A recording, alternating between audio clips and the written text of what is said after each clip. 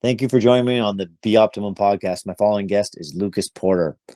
Luke played football at Portland High School and went on to play at Maine. He was a state champion wrestler, and then got into police work and worked in Portland.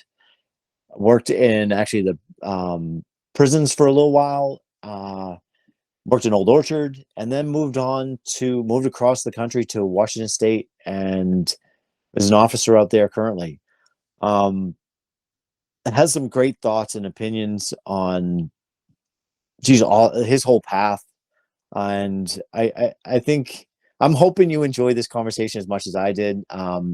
He is my cousin, and we're similar ages, and we kind of, him living in Portland and me living in the Bangor area, but when we got together as family, like him and I joined up a lot, and some very fond memories with him, and it's great catching up. And I just like to say, anyone out there that like has any consideration of doing a podcast, if nothing else, it gives you a great excuse to catch up with people from your past, or people that you want in your future. And it's a cool experience. And yeah, I hope you enjoy this as much as I did.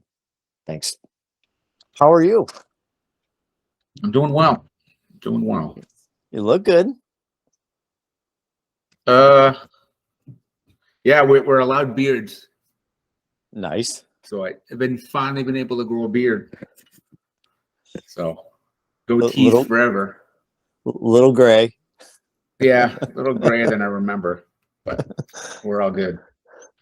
But no, it's been a kind of a stressful week. We had one of our officers died.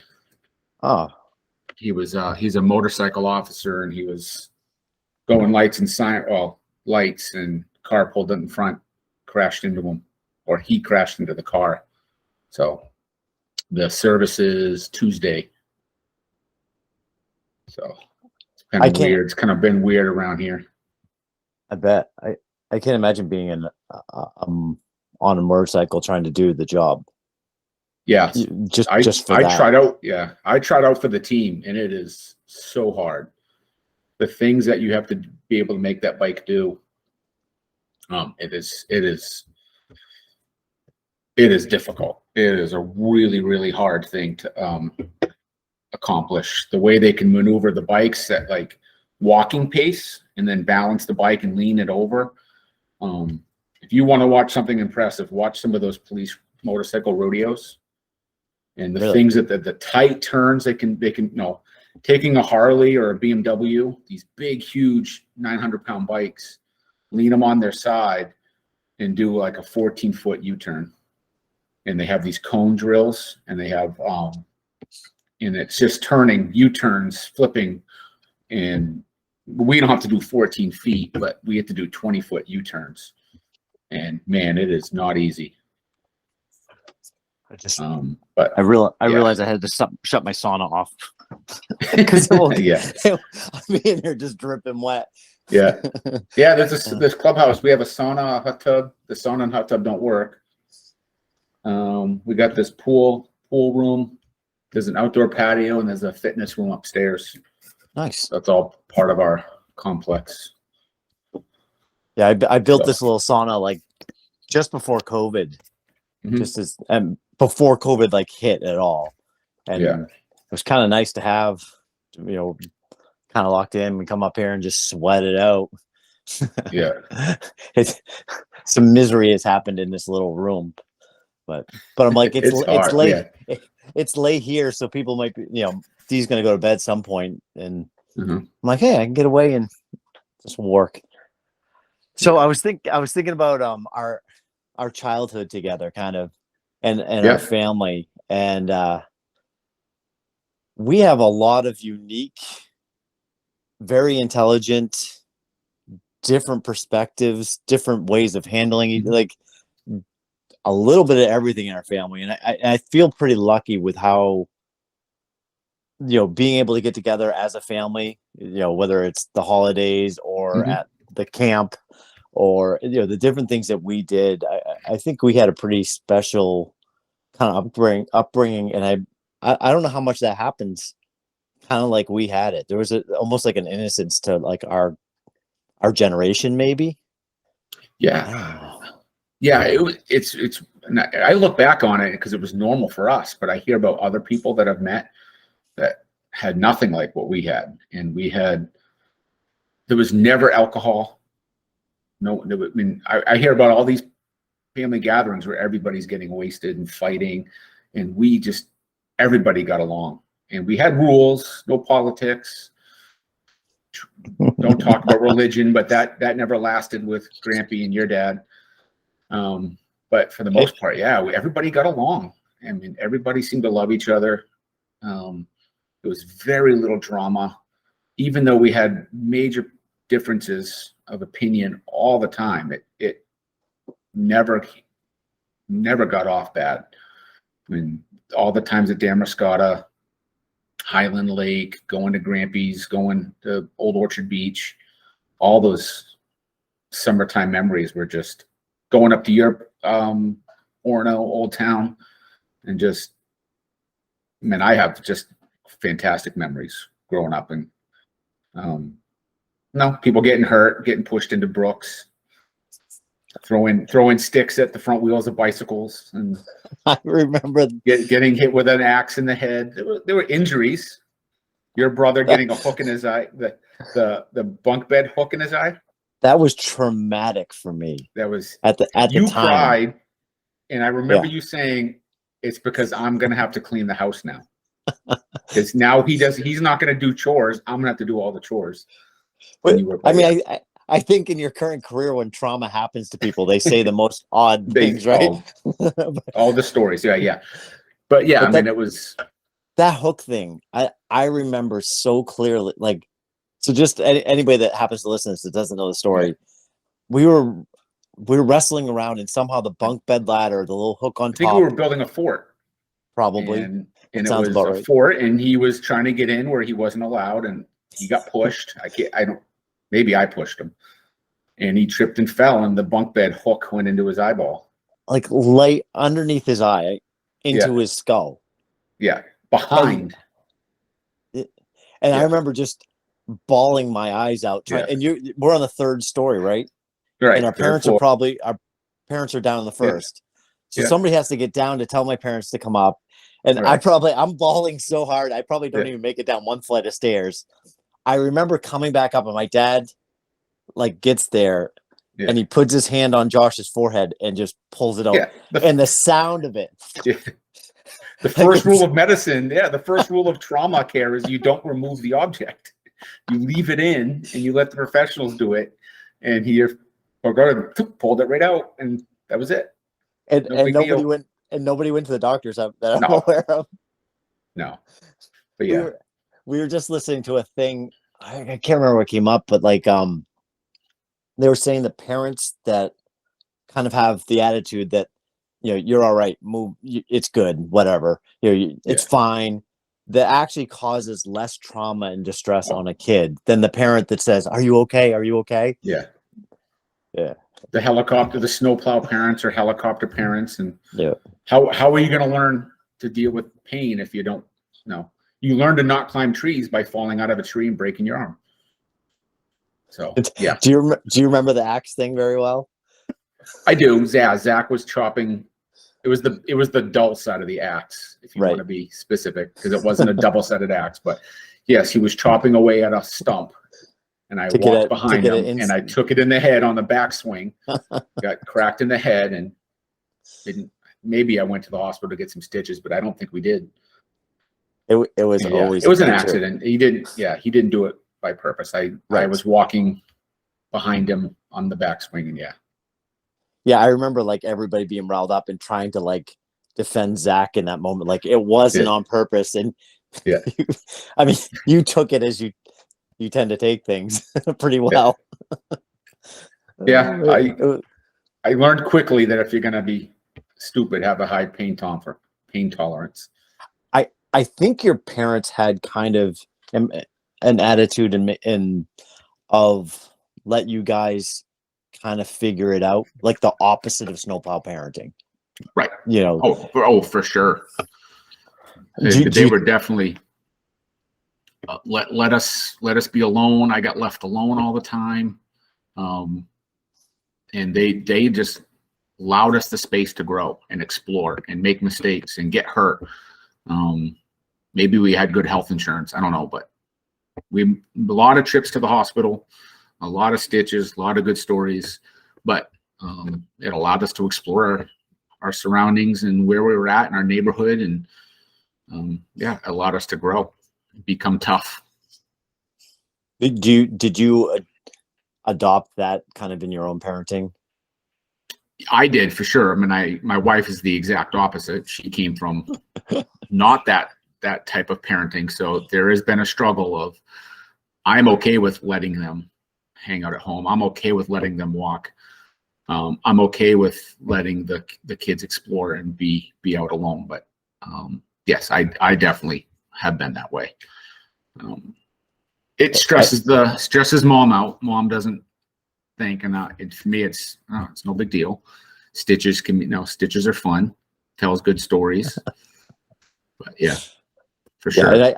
And I honestly think the balance probably that you and Amy carry, which is probably about where it should be, to be honest with you. Yeah. Yeah. Oh, she worries for the both of us, and everything is calm, and I don't get emotional either way. I don't get worked up. Someone cuts me off in traffic. Maybe they're having a bad day. I don't know what their story is. Maybe they're rushing to get home to go to the bathroom, or maybe there's something in their family and they're not paying attention. So I don't jump to the conclusion that they're a bad person, and I let it go. And maybe there's a reason why they cut me off, or maybe there's a reason why, and it's not just because they're a bad driver. But yeah, for sure, we are the yin and yang of each other. Yeah. I happened to be watching. I don't know if I was watching a football highlight, and I saw an image of a guy, or maybe it was just an ad, but it was a face mask that was Boba Fett's kind of shape. Yeah. And I'm like, Luke, if that was available back when we were playing. Yeah. Oh, for sure. When you think back of your football days and kind of influence on your life, what are your thoughts? I remember watching Mike, and I was starting at that age to start to play football when Mike was going through his recruiting. There's 10 years difference between Mike and I. So when he was 18, being recruited, being a senior, going off to Air Force, and watching his football, I was 8 and just starting to get ready to play.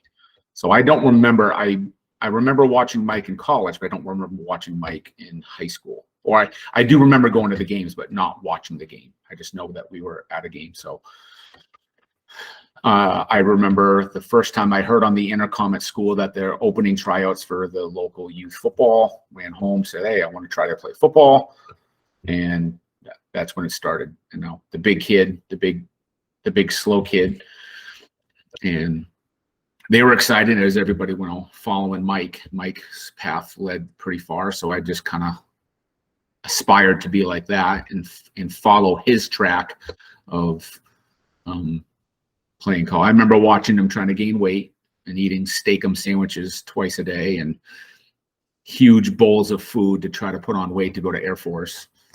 And then I had a good support network with the family. I had friends that liked to play football.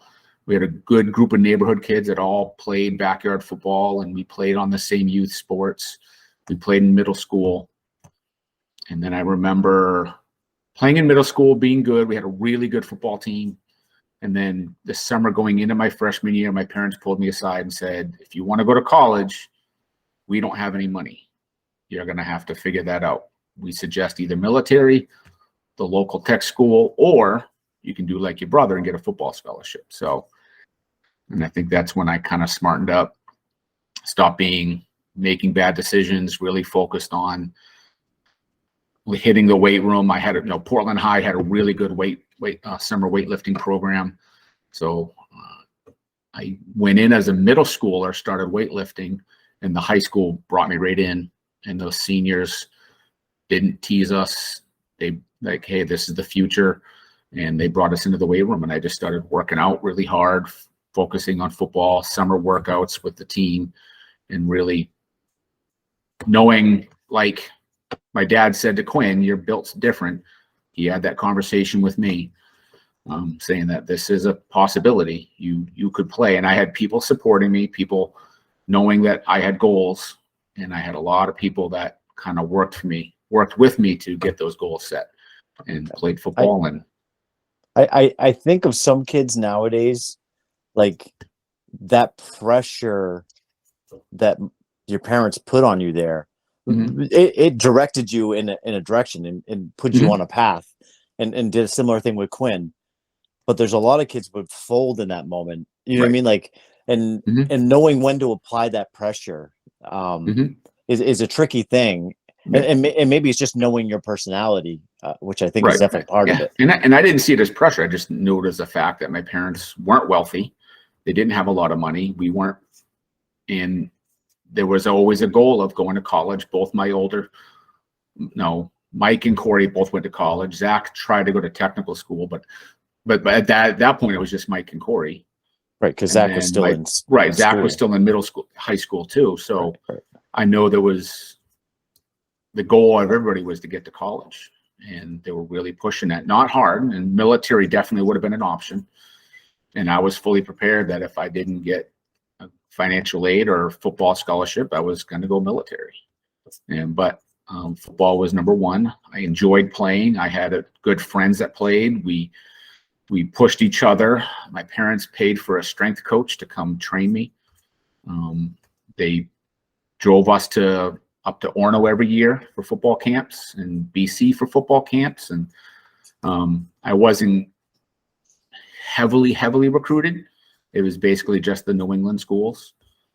And but I got a half scholarship. I eventually earned a full scholarship, but I got a half scholarship, which was enough to keep me in state and go to Orono. And I enjoyed it a lot. It was a lot of good memories. You just brought back a memory of football camp with the slingshots. Do you remember that? Out the windows? Stealing fruit from the cafeteria, going up on the top floor of the dorm, and we didn't bring it. I don't know who brought it. I think it was the Biddeford guys. It absolutely was the Biddeford guys. Yeah, it was the Biddeford guys, and we were launching fruit out the window across the street into the quad. And I remember that. Go ahead. I would go into college there. I would drive by that road every time, and every time I go by that, I remember the huge slingshot shooting apples and oranges at cars and people going by. Yeah, we're just wild kids. I remember the lady that came in. I think it was the lady came in and was like, "What are you doing?" And we just bum rushed her. We ran her over and ran down the halls, and everybody scattered and covered our faces. Yeah, I remember that. That was funny. What was the recruiting process like? I mean, did it come in a letter? Did they come to you at football camp? Like, how's that all happen? No, they talked to me at the football camps because 2 years ahead of me, there was a guy that went to Maine. He was a big offensive lineman. He had played at Portland High. I had played with him I was a sophomore. He was a senior. He went to UMaine, and I know I didn't want to go to UMaine. I remember Mike went to UNH, and really my first choice was UNH or BC or BU even. And I kind of just remember, like, I don't want to go where that guy went. I didn't want to follow Stinson. I wanted to carve my own path, not follow him, not follow in his shadow. That's what I saw it as me following that guy's shadow. I wanted to break away, be my own, and even go out of state. But I was given out-of-state offers, but they weren't as good as UMaine, and I knew Maine wanted to match or beat anybody else, and they did. But I talked with Coach Cooper, who was the D. I think at that point he was either the D-line or the linebacker coach. He ended up going off, and he recruited me as that area. He would come down and meet me in person. He would call all the time, always following up by phone calls. But it was a lot of personal conversations with him, and he offered me he came down to Portland High. I was getting ready for wrestling practice. So I was getting ready to go in the weight room. He just said, hey, I want to come watch you wrestle. I want to see you a wrestling practice. So we invited him down, and at the wrestling practice, he offered me what the time is a tuition half scholarship. So he said, and if anybody can beat that, I don't know if he said these words, but he basically indicated that if anybody beats that offer, we'll match or beat it. So if UNH had offered, or I got walk-on offers at New Hampshire, and I know Holy Cross really wanted me to play Patriot League, but they wanted me to come, but I would have to take the SATs again. Right. Because it's Patriot League. I mean, really, really, really different level of education. So, and UNH did not offer. They told me, we just gave away our last scholarship. It would have gone to you. But that guy we offered it to accepted it. So we have a spot for you, but it'd be as a walk-on. And so I went to Maine. Did you ever consider, right. Did you ever consider wrestling? I would have loved to. I would have loved to have elite. wrestled. Yeah. But I didn't get any offers. I wasn't getting any looks being this kid from Maine, and my letter of intent. I don't know how I never got recruited at all, even any looks for wrestling. I didn't go to any major competitions. I wasn't one of those guys that we did freestyle in the summer. And there's a whole level of like AAU basketball of wrestling, and I did none of that. Football was sort of my sport, even though I was really good at wrestling. I enjoyed wrestling. Wrestling was always to support my football. Right. And I would think it would take a lot more financially from your parents traveling to the Midwest to get into tournaments and things like that. Right. And also the level of competition that's pushing you at Maine in the state of Maine probably isn't. Right. So I had always had this idea that I'm state of Maine wrestler. I'm a good wrestler in a school in a state with very poor wrestling. Maine's wrestling prowess is very low. They've put some good wrestlers out in D1, but it's few and far between. So, and I just figured outside of the borders of Maine, I was just an average wrestler until I went to Nebraska and swept the Nebraska guys. And one of them was an All-American. I beat an All-American. I pinned their number 2 and then beat 2 of their other wrestlers pretty easily. And then that's when it dawned on me, it's like, man, I think I'm better than I thought I was. But by that point, I'd already signed a letter of intent to play football. And that's when I had made the decision that football was the sport. If Maine had wrestling, but it really, college wrestling wasn't at all. And at some point in here, you find out that Amy's pregnant too. Right. So and I'm sure that played into the decision, I'm guessing. Absolutely. To stay more local. Yep. Because I know I wanted to stay local. We found out, her and I found out, and we kind of kept it to ourselves for a while. We sat on what we're going to do. We talked about our choices, what were our options. It was pretty clear that we knew we wanted to raise them together. Because Mike and Debbie had given up a child to adoption before. Right. So the first people we told was Mike and Debbie.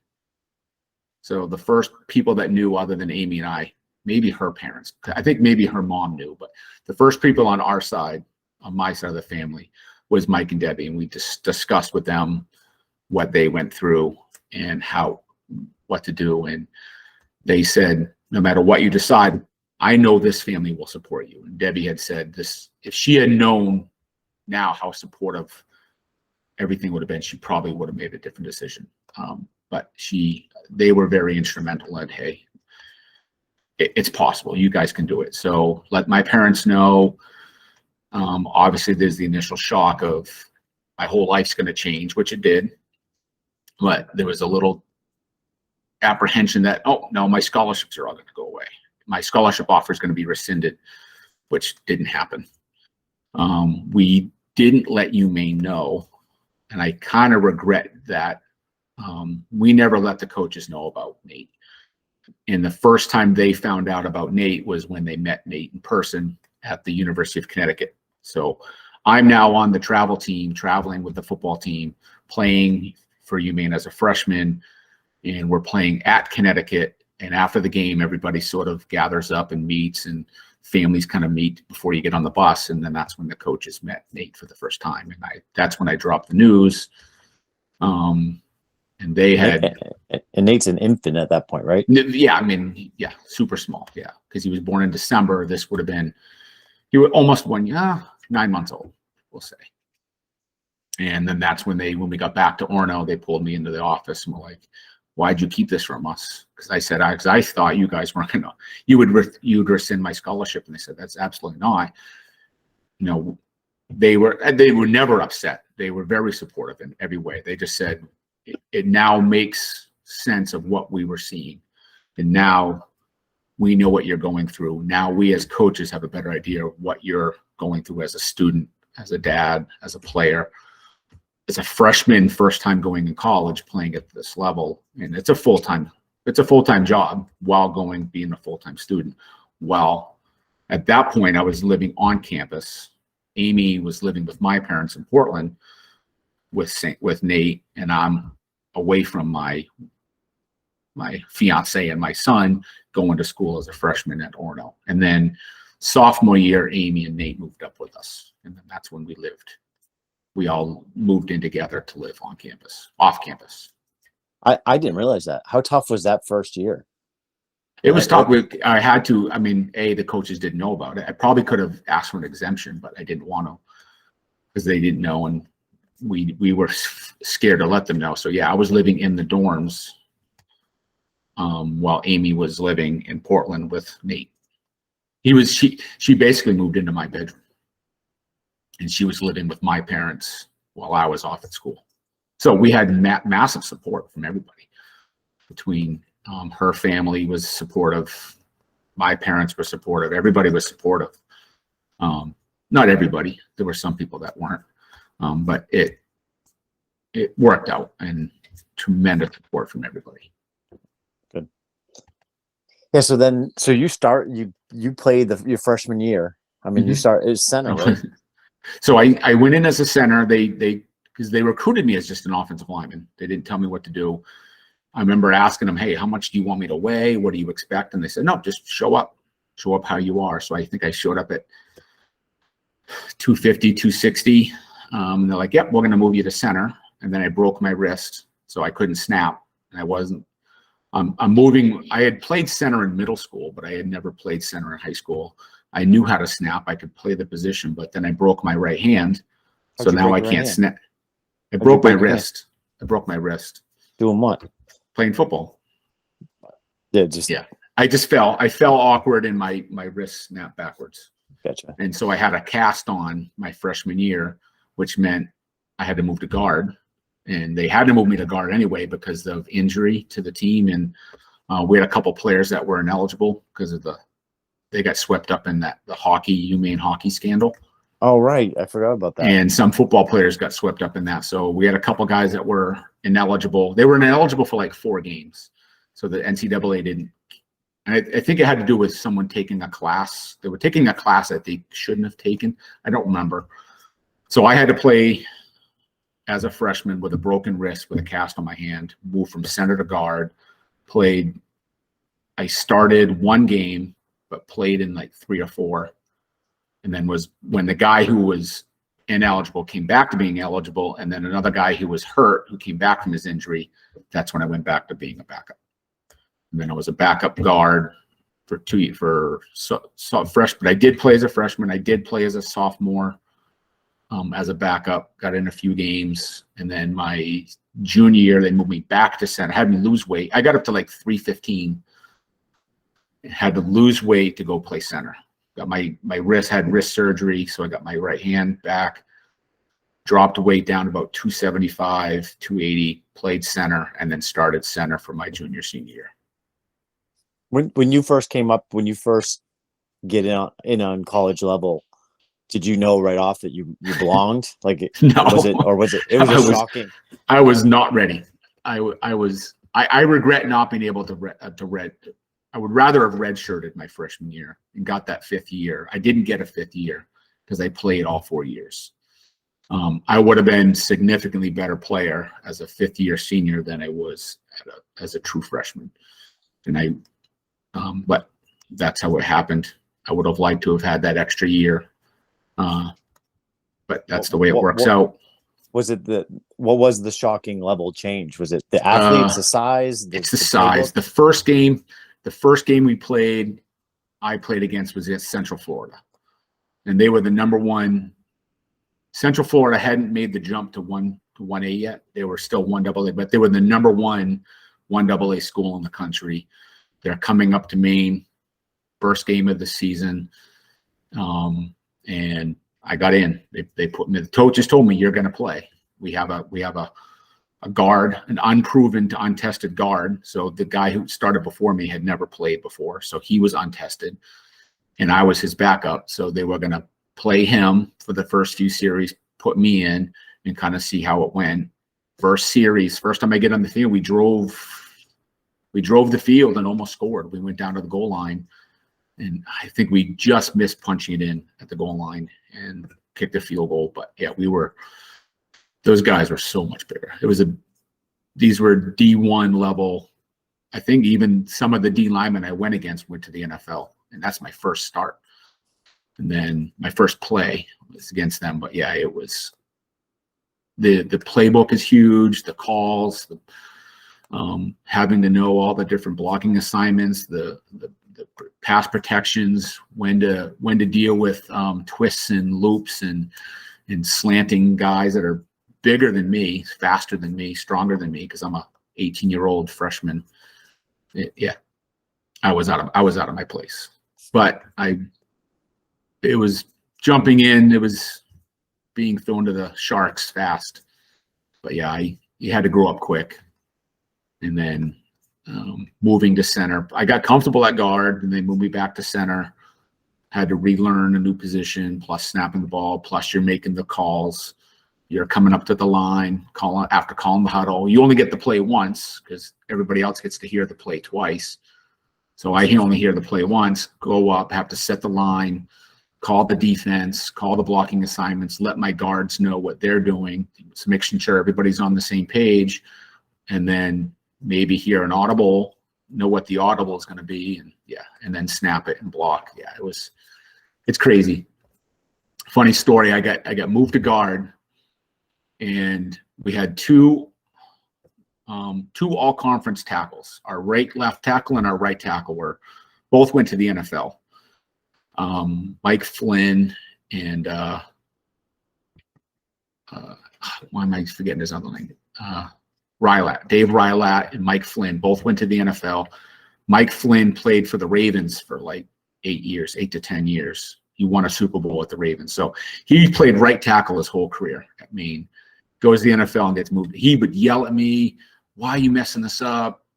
And why are you getting the plays wrong? Why are you getting the snap count wrong?" And he's yelling at me. In his way, it's motivation, but all it was him yelling at me. He goes to the NFL, gets moved to center, and comes back and pulls me aside because they had a bye week. Comes back to see us, pulls me aside and apologized for yelling at me because he never knew how hard center was. So that was pretty cool. Mike Flynn. Now I think he's on Nesson now, being commentary. But yeah, he apologized for yelling at me so much because center is a hard position. There's a lot of things you have to remember. Yeah, I'm guessing when Quinn's talking about the pressures of the position and feeling the pressure and not being able to just play the game. Right. Oh, for sure. And being a fifth year senior, if that had happened, you just know the things. I would have. Yeah, I was definitely playing better my senior year versus my junior year. Having that extra year. I mean, I was injured. I left every season injured. And after every season, I went into surgery or I was out hurt. So I wasn't able to get a full lifting season in ever. I think after my senior year, even then I was hurt, but I still had to, but I was either getting surgery after my freshman year. I had surgery after my sophomore year, and I had severe tendonitis in my shoulder, and I still have shoulder problems not bad, but so those were recovery. The recovery was just brutal. And so I never got a good full off season to train and get strong. But yeah, it's a brutal sport. It is. Yeah. Now, how much did I would think your wrestling background would help you immensely in football. Would you agree to that? Oh, for sure. Oh, for sure. Being a big guy and being able to bend, flexibility was huge. You know, I was religious about stretching. I was hyper flexible. I really, really focused on being flexible, and range of motion, and wrestling helped with that. Being able to be low man wins. That's the thing that they always say, low man wins. But wrestling, unless you weigh 135. Right. So I could definitely notice that I had way more flexibility. I had way more ability to get low as a big man, and wrestling definitely give that. And leverage too, right? Leverage, feeling weight shifts when your opponent's going one way, and countering that move, and feeling how they're moving and knowing what to do. Kinesthetic awareness, hand placement, and footwork and balance. I mean, balance is huge. Yeah, definitely the wrestling. That's why, you know, Belichick has been known to recruit wrestlers. There's a couple guys that I think they're in the league now, or they were, that never even played college football. They were just wrestlers. They were heavyweight wrestlers, and then they make it to the NFL because they're just the ability to bend, move, and feel your opponent. Yeah, it's definitely huge. So then, what were you going? What was your major? Kinesiology. Okay. It's not physical. So originally I wanted to go in for athletic training. Then I changed to education and coaching. And then I changed my concentration again to science. So I was kind of my plan. I knew I was either going to be a cop or a teacher. I was just going to ask you that. Yeah. Whenever it was all the high school things, what do you want to be when you grow up? It was either a cop or a teacher. And I said, well, if you want to be a cop, you can go to school for anything. You don't go to everybody. I mean, not everybody, but don't go to school to be a cop unless you want to be FBI, sociology, pre-law, those things, psychology. And then they said, you can get a degree in anything to become a cop. So, well, my second choice would be teaching, coaching. So I have my degrees in teaching, coaching, and then I still became a cop. So, and now I'm a trainer. I'm an FTO. I train cops. I do defense tactics. I'm a driving instructor. So I teach cops high-speed driving. I'm an FTO, field training officer. So I do I'm still using my degree and my knowledge of teaching and coaching theory to help teach cops. So still using both. Is that something you just kind of knew early on, or is that kind of Mike influence? Or oh, absolutely, Mike. Watching Mike be a cop and hearing the stories, him and his partner we joked and called that 84 Pine Street was the substation, the West End substation, because they were always at our house, and seeing them and hearing the police stories and being familiar with a lot of the Portland PD guys. So yeah, I definitely. My dad being a probation officer also influenced that too. Yeah. So, and it's interesting you say Evan.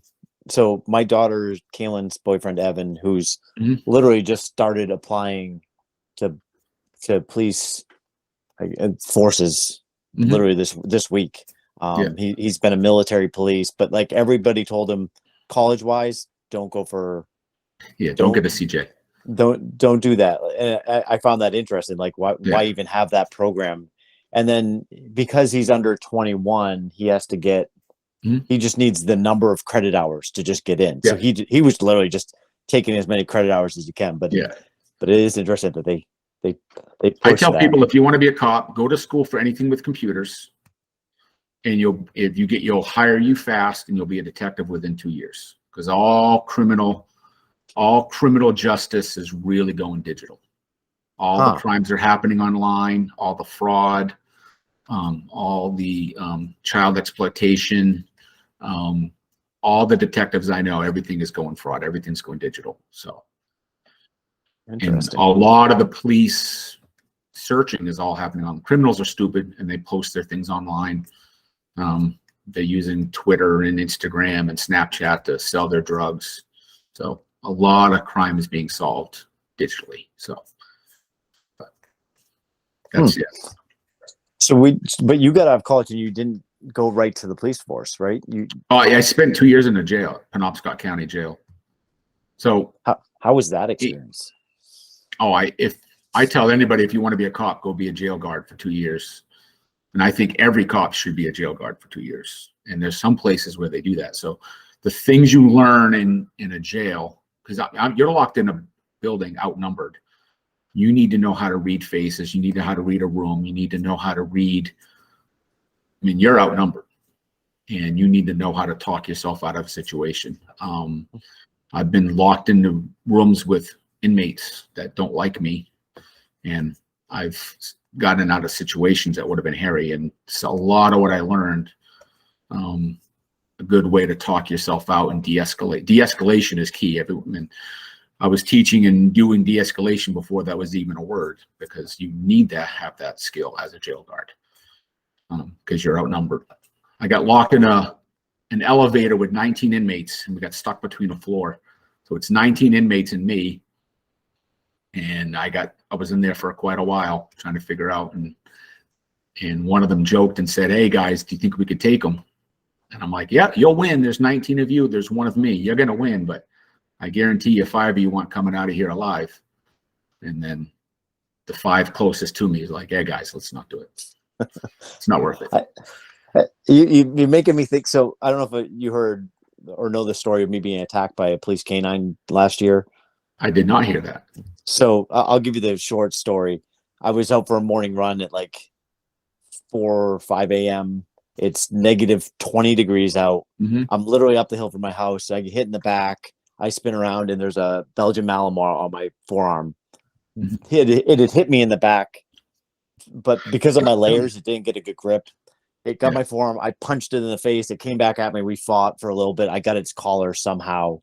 And then the state trooper had made it to the road and took the dog back in, and I had some stitches and stuff.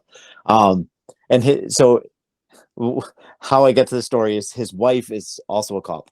They're both state troopers. And and at some point I think I'm going to have him on here, but I was thinking about being a female officer and being smaller at size and de-escalating and how much different somebody at that size, a smaller, less physical person, has to treat the job differently. Mm-hmm. But then it had me thinking about you being there's this old story, like you go into prison, you go punch the biggest guy. You know what I mean? Like being the bigger guy almost makes you a target too. That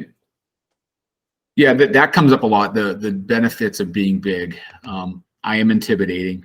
Right now I'm 6'3", 260. Got the bald head, the beard. I'm intimidating to the average person. But if you want to get street cred, you go for the big cop, because either way, no matter what, you win.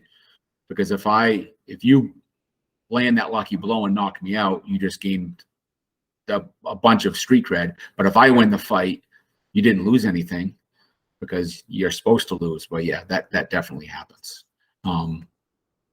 For the most part, it hasn't really happened. I've been in lots and lots of fights, and I think based on my wrestling and my training, I've won them all. I've never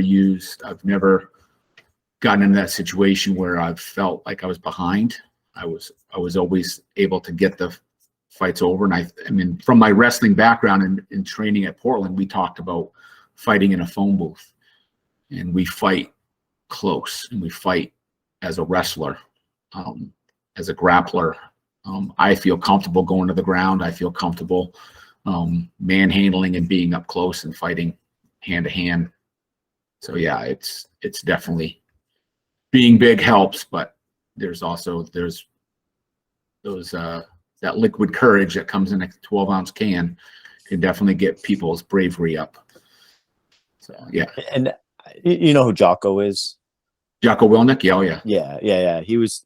I mean, he talks a lot about the training that and Mhm. more officers should have jujitsu training, and and wrestling is right in that Yeah. same kind of, and just having that as a tool to know I can control a body and Mhm. control a situation, and I don't have to resort to a gun, Right. Right. some kind of stronger force.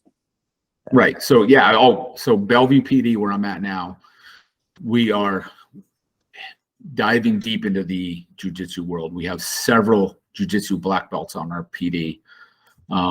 We have one guy that just took third in the nation at a local tournament in Vegas. We have several jiu-jitsu practitioners.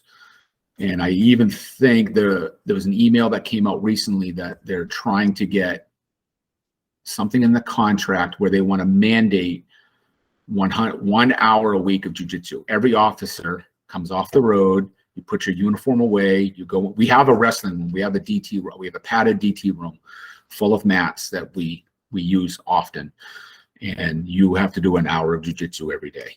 And will be probably one of the first departments in the nation to institute that, or at least the department our size. So I'm supposed to go off to training to do Gracie survival tactics. I'm injured right now. I'm got an injury, so I can't go until I get that taken care of. So once I get that done, I'm super psyched to go to GST, and we'll be one of the instructors, and we'll be doing jiu-jitsu every week. And even right now, before that, we train a lot. We do a lot of grappling, a lot of fighting. We do a lot of ground fight. We do a lot of live stuff. We train a bunch. So we're jumping on that Jocko Willink, Gracie method of train, and be ready for anything, and keep your mind sharp, keep your body sharp, and be prepared. So yeah, I can't wait for it. Yeah, Super it sounds exciting. awesome. Yeah. I was, and the one other thing, which I mean, I mentioned a couple times in the Quinn interview that JT has got me into this running thing, and I'm humbled all the time. And the more I'm humbled, the more I realize that that's actually an important thing. And everything I've ever heard about, I've never done jujitsu, but everything I've ever heard about is you're constantly being pinned, and you're constantly being, you think you're the toughest guy. I mean, I'm sure you know that from wrestling, because the two things are sisters to each other. You're as good as you are, you're still getting pinned. You're still, yeah.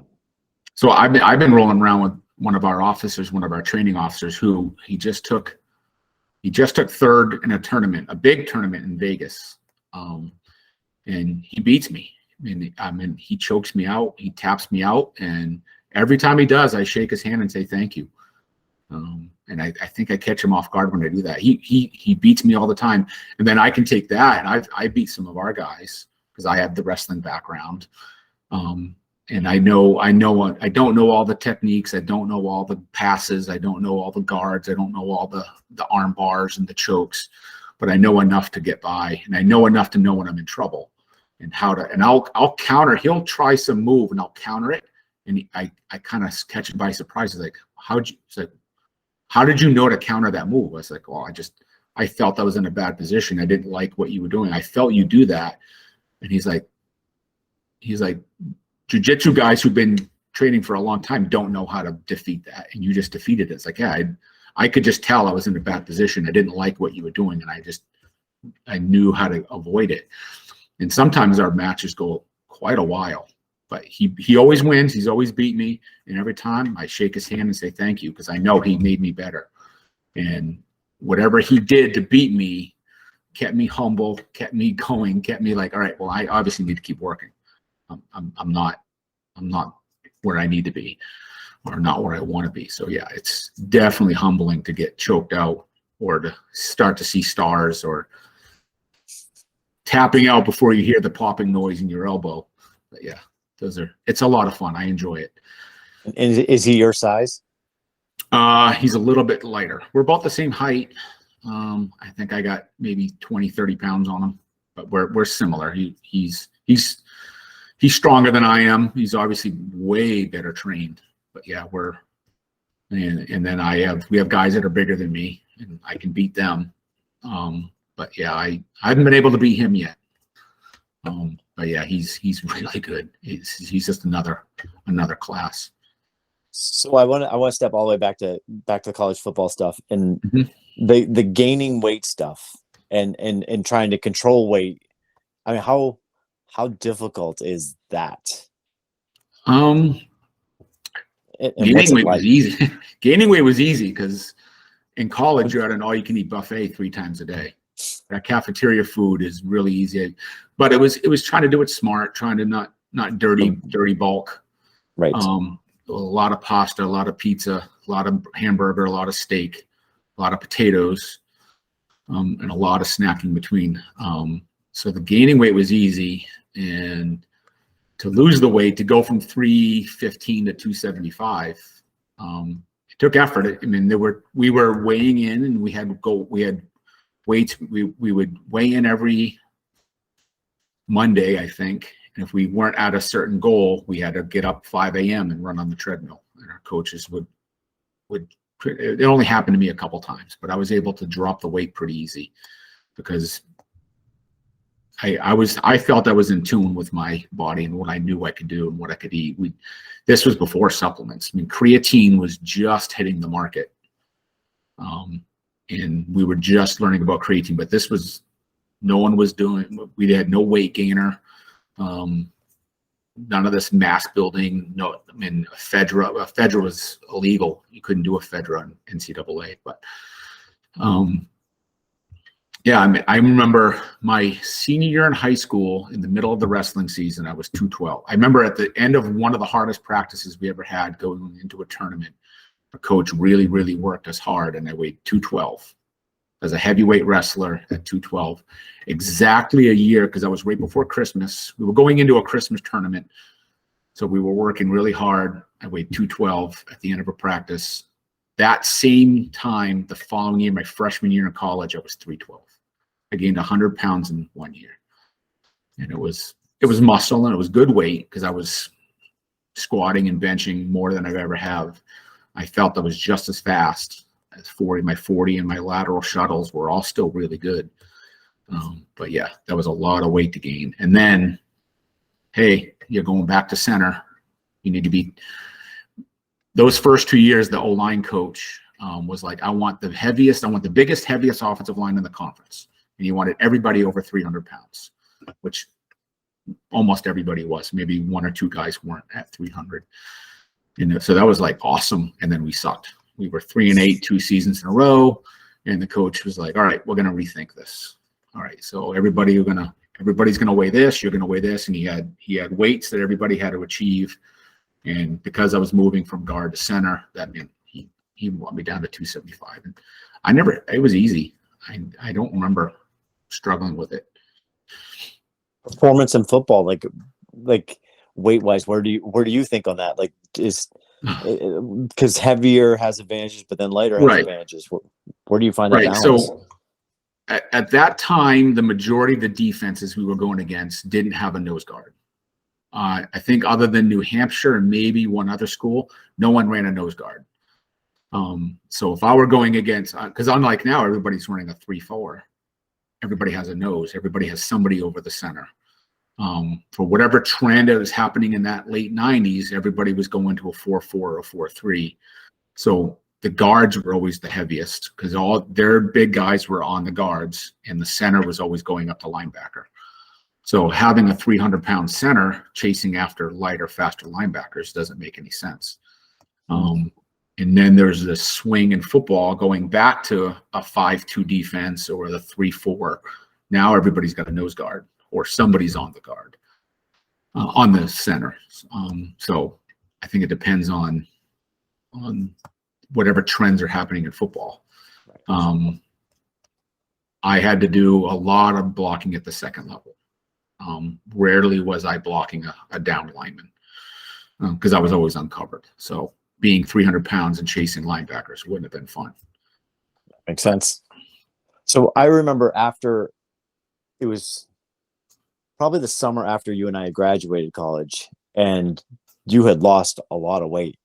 And it's the first time I saw you, and I remember I was with your dad, and when I saw you coming up or whatever, and I made a comment, and your dad's like, yeah, that was all artificial weight that he was carrying. And he made it sound like you just, Yeah. and that's kind of why I asked you, like, how hard was it maintaining that weight? Because he kind of made it sound like you were working to maintain, and then when you stopped working, it was actually because some guys get done football and they balloon up, blow up. Yeah. But you did the opposite. I did for 1 year. That 1 year I worked in the jail. And here I am. I've worked out my entire from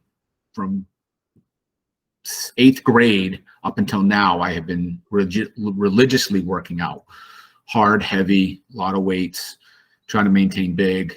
And then I think I just was like, I'm going to be a human being for 1 year. I'm going to give myself 1 year to be a human being. And I stopped working out, and I ate like a pig, and I stayed over 300 pounds. And then when the idea of, all right, now I want to be a cop, I'm a jail guard. I don't care how heavy you are. There's no fitness test. And then I was like, all right, well, now I need to get in shape because I need to take the Criminal Justice Academy fitness test, and I have to run 1.5 miles. I have to do push-ups and sit-ups.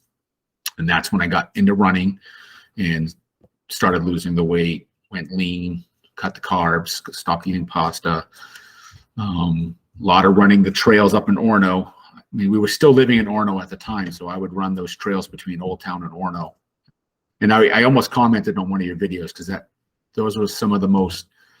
I think you did. I'm not a religious guy, and I'm not a spiritual guy, but that's the closest you've come to a spiritual experience, is running those woods in the summer and seeing literally. I mean, you felt like a Disney princess because you'd see eagles, you'd see deer, you'd see moose, bears even. I mean, you could.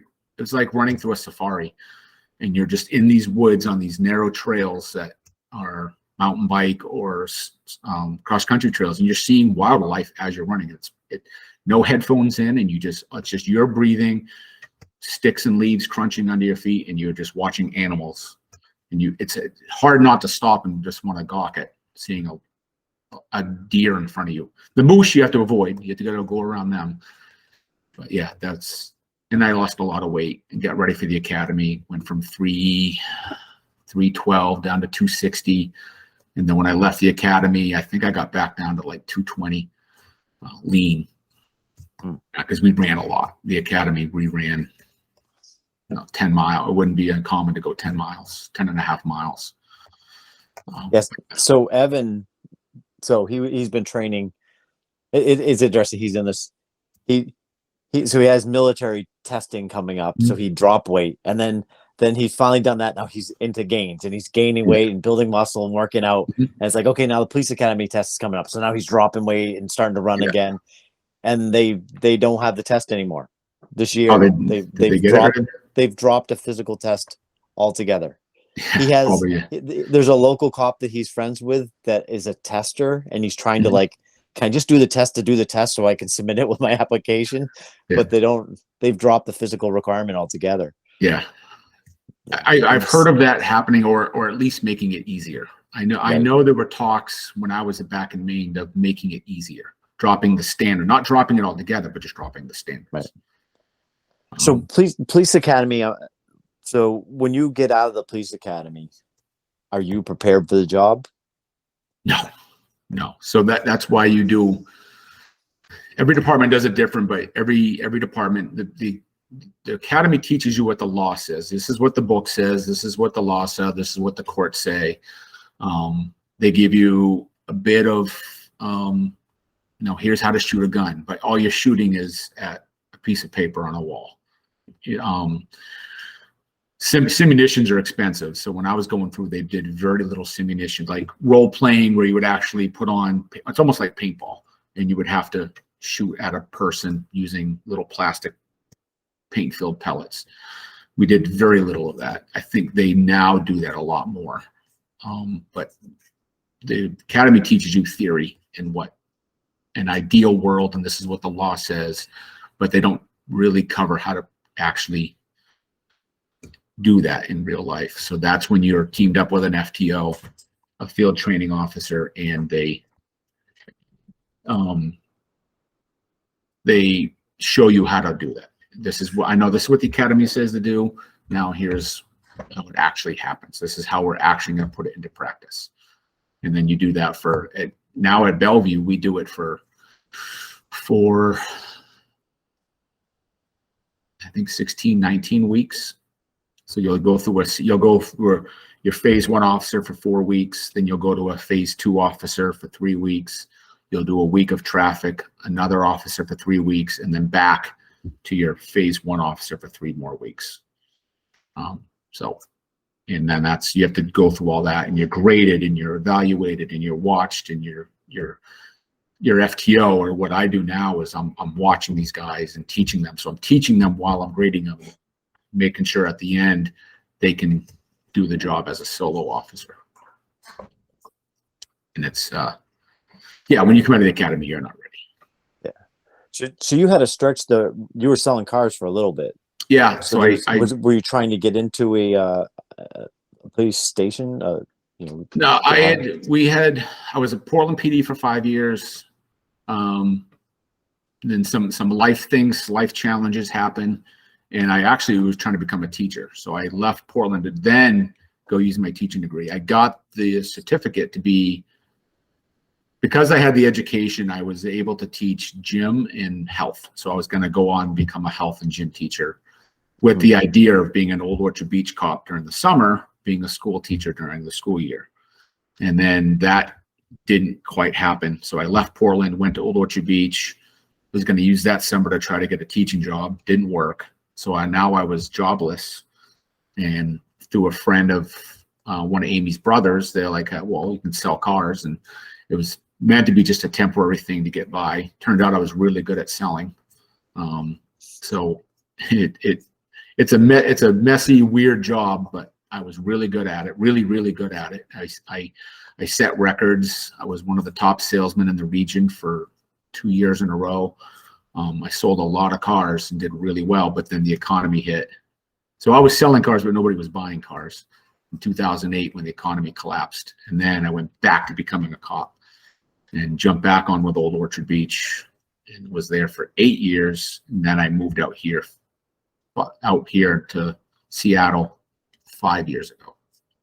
Is there a correlation between your kind of ability, like you said, in the prisons, of reading people, mm-hmm. right, and reading a room and understanding a situation, and car sales? Is that? Oh, for sure. Yeah. So reading body language, and talking people into what's in their best interest. Here's why you should buy my car. Feature, advantage, benefit. Here's why this car is better than that car. There's why I'm a better. Buying it from me is better than buying it from that guy. And here are the reasons. And it's the same thing. It's a lot of the same techniques. Verbal judo, the art of the deal, all that stuff is all de-escalation. And everybody calls it something different, whether it's de-escalation, rapport building, gaining influence, all that stuff. All these people have written books, and verbal judo, I wouldn't say one was the first, but it was one of the more premier ones that got traction the most, and it's super valuable. And I was a verbal judo instructor when I was at Portland, and we were using de-escalation. We just didn't call it that. We called it verbal judo.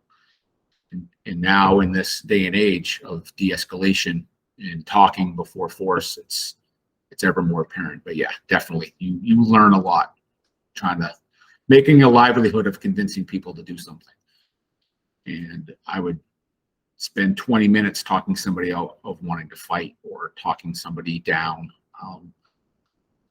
I talked a guy down who was ready to commit suicide. He had climbed the roller coaster in Old Orchard Beach because he was going to jump. He had it in his head he was going to climb up and jump, and I was able to de-escalate him and talk him down and get him to the hospital. So yeah, those are all skills. Now that out here in Bellevue, I've taken I'm a crisis negotiator. I've taken the course. I'm not on the negotiated crisis team, but I've taken the class on crisis and hostage negotiation.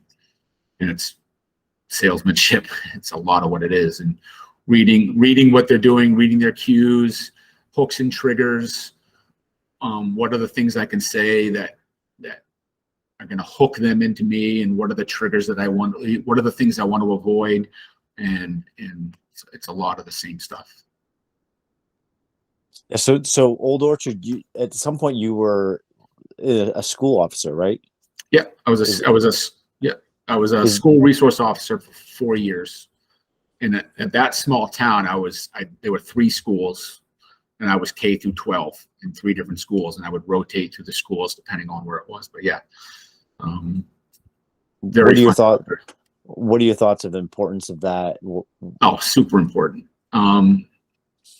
Being able to build that network and that trust and that relationship with your community. If living in Old Orchard Beach and coaching these kids and seeing these kids every day, knowing their parents, knowing their background, knowing their family dynamics was super important in a small town. The big city, same thing.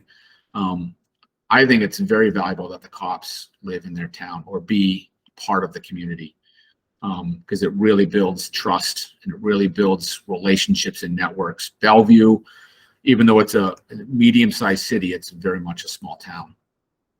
But Old Orchard Beach being a very, very small town, and coaching these young men, coaching these students, being part of it, seeing them when I'm not working and seeing them when I am working, and just being able to build really a good mentoring and relationship with students I worked with. It was, yeah, very important. Yeah, and one other thing I want to ask you. So I've been doing triathlons and Ironman for a while, and I've done the one in Old Orchard a couple times. When a race like that comes to town, the cops hate it or they love it because it's an overtime thing, or it's like, what's that like for you guys? Yeah, it's a love-hate because it's overtime. It's so there's different in Maine. There's different overtime rates. There's outside detail rate, which is basically the highest union members overtime. So if your highest union member is a lieutenant, the patrolman's getting lieutenant's time and a half. So it's big bucks. So we loved it when some of our guys were fighting over who's going to work what. So guarding the bikes, when all the race bikes were in that corral, we would guard that. I'm getting paid lieutenant's time and a half to guard the bikes. I love that stuff. Takes all day. It makes you tired, but yeah, we love the triathlons. And Old Orchard Beach is unique, where we had 5Ks every Saturday. We had a 5K, so we were always getting overtime for that. Yeah, and one other thing I want to ask you. So Evan's trying to, I mean, he's kind of narrowed down where he is hoping to get a position at. But when picking police forces, I would say his probably major thing, which he's been kind of comparing on, what he's kind of honed in on, is like the force he's kind of going for has every other weekend off instead of like a rotating kind of, you know, is that a really good thing to focus on, or is there other things you should really focus on as far as picking what force to kind of go for? Like you absolutely want to do a ride along. You want to meet the officers. You want to see what's the culture of that department. Every department has a different culture, and what are their rules on certain situations, and do you think you're going to fit in? Some departments are super gung ho, and they're kicking and fighting and running and gunning, and if you like that sort of stuff, have at it. That's not me. I didn't like that. Portland, Old Orchard Beach was like that, but only for 3 months out of the year. The rest of the year was pretty dead. Portland, it was like that, but only in one neighborhood, the Old Port, the Bar District. And if you want to do that, that's great. But if that's not for you, if you're not about running and gunning, and you don't think that's gonna burn you out, look for a department or a city that has less of that. And you kind of want to know meet with the officers, talk with them. You know, when you're a young guy, it's hard to think about retirement, but every department's got a different retirement. Some will have that 20 years and some will have 25 years. Think about that. What are the benefits? Do they have a educational incentive? Do they have a fitness incentive? Portland had a fitness incentive. Old Orchard Beach, we had a fitness incentive. So these are all things that you want to, how much training do they do? I mean, I picked the department I'm at now because I was told the complaint that I got from guys is we train too much. It's like, well, that's impossible. So, well, I'm going to work at the department where we train too much because I like training and I want to be trained. I want to do that part of it. So there's a lot of other things to think about, but yeah. Yeah, it's interesting you say that because back to the Jocko, he was talking about when defund the police was kind of all happening for a little while there, and he's talking about how much Navy SEALs train to do one little to go. They're training for a month to do one thing. You know what I mean? Yeah. One mission, right? They're training and they're overtraining and they're practicing and they're doing all this stuff. And he was talking about how much more training everybody in the police force needs, and how important that is. And I completely agree with what you're saying. Yeah, if you're not well trained, you're a liability. You're a walking liability. You're a walking lawsuit. Not only you need to be able to deal with the situation, you need to be able to then articulate it in a report. You need to be able to, on the witness stand, while being grilled by a defense attorney, be able to articulate what you did, why, not just do it. And that only happens when you're trained. If you are untrained and you go code black and you freak out and you go into panic mode, you're not going to be able to go backwards and say why you did what you did and why you made that decision, because you're not mentally in the right space to do that. It's absolutely, I understand what the fund of police wants. I just think they have a bad marketing. But taking money away from the police departments to then put it into social services to then hopefully prevent crime, I think is what they said. But you can't put that on a bumper sticker. It's too many words. But I understand where they're coming from. I mean, prevention. If you invest in social services and you invest in a network of helping the people that need the help, you can then maybe reduce them from getting into the criminal justice system. I get it. I think it's a great idea. But when you take that money away from cops, you're going to get less effective cops. You're going to get less trained cops, less qualified cops that aren't going to be, you're going to get a worse outcome. Because they're just, the first thing that gets cut is training. Training is expensive. Guys get hurt. I think more cops get hurt training than they do on the road. Training, it's dangerous. We get guys all the time that roll ankles, pop out shoulders. I've seen more injuries from cops training than on the road, because in order to train the right way, it has to be full out. Simunitions are expensive. Airsoft guns, finding different ways to shooting blanks and having training guns and having a training room and having a facility and paying for trainers and mentors and classes. And it's super expensive, but it's necessary. And if you defund the police, the first thing that's going to go is the training budget. And now you're going to have cops, less trained. It doesn't make sense. And Jocko is absolutely right that you gotta fund the police or refund and keep those budgets going, because you're just going to get less trained, less qualified, walking liabilities, and it's going to be worse outcomes. Have you ever heard of Michael Malice? Yes, he's like an anarchist kind of. Yeah, I think I saw he was on Lex Freeman.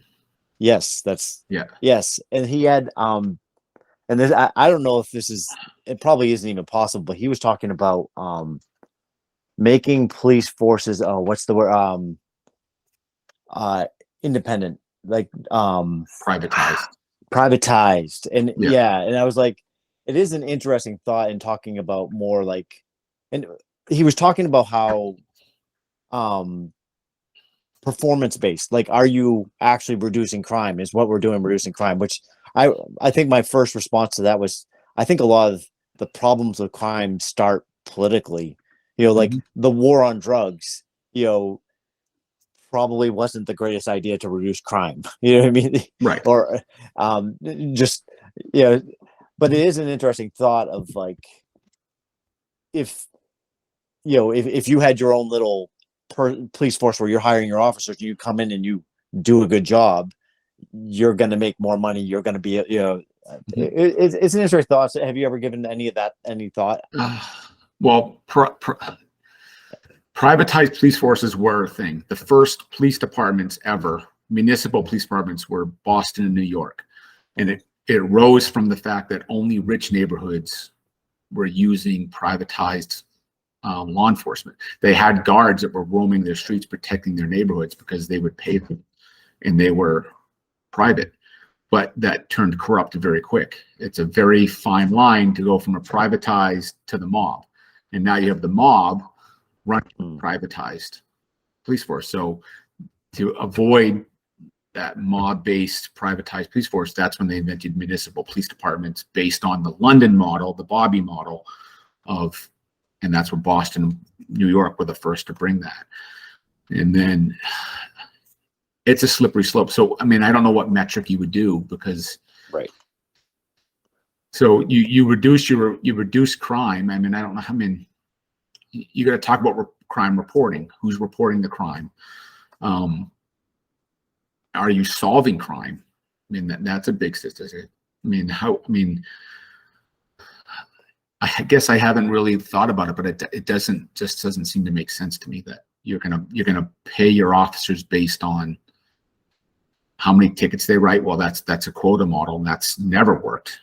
When you start mandating contact, you start mandating your officers having contact. Now that's when you get it stop and frisk, which was deemed unconstitutional. So when you start putting these metrics in making your officers do things like quotas and like mandatory contacts, that's when you start getting really bad decision making, and that's when you start getting things that deem unconstitutional. That's when you're wrapping people up and you're making contacts and you're doing things corruptly.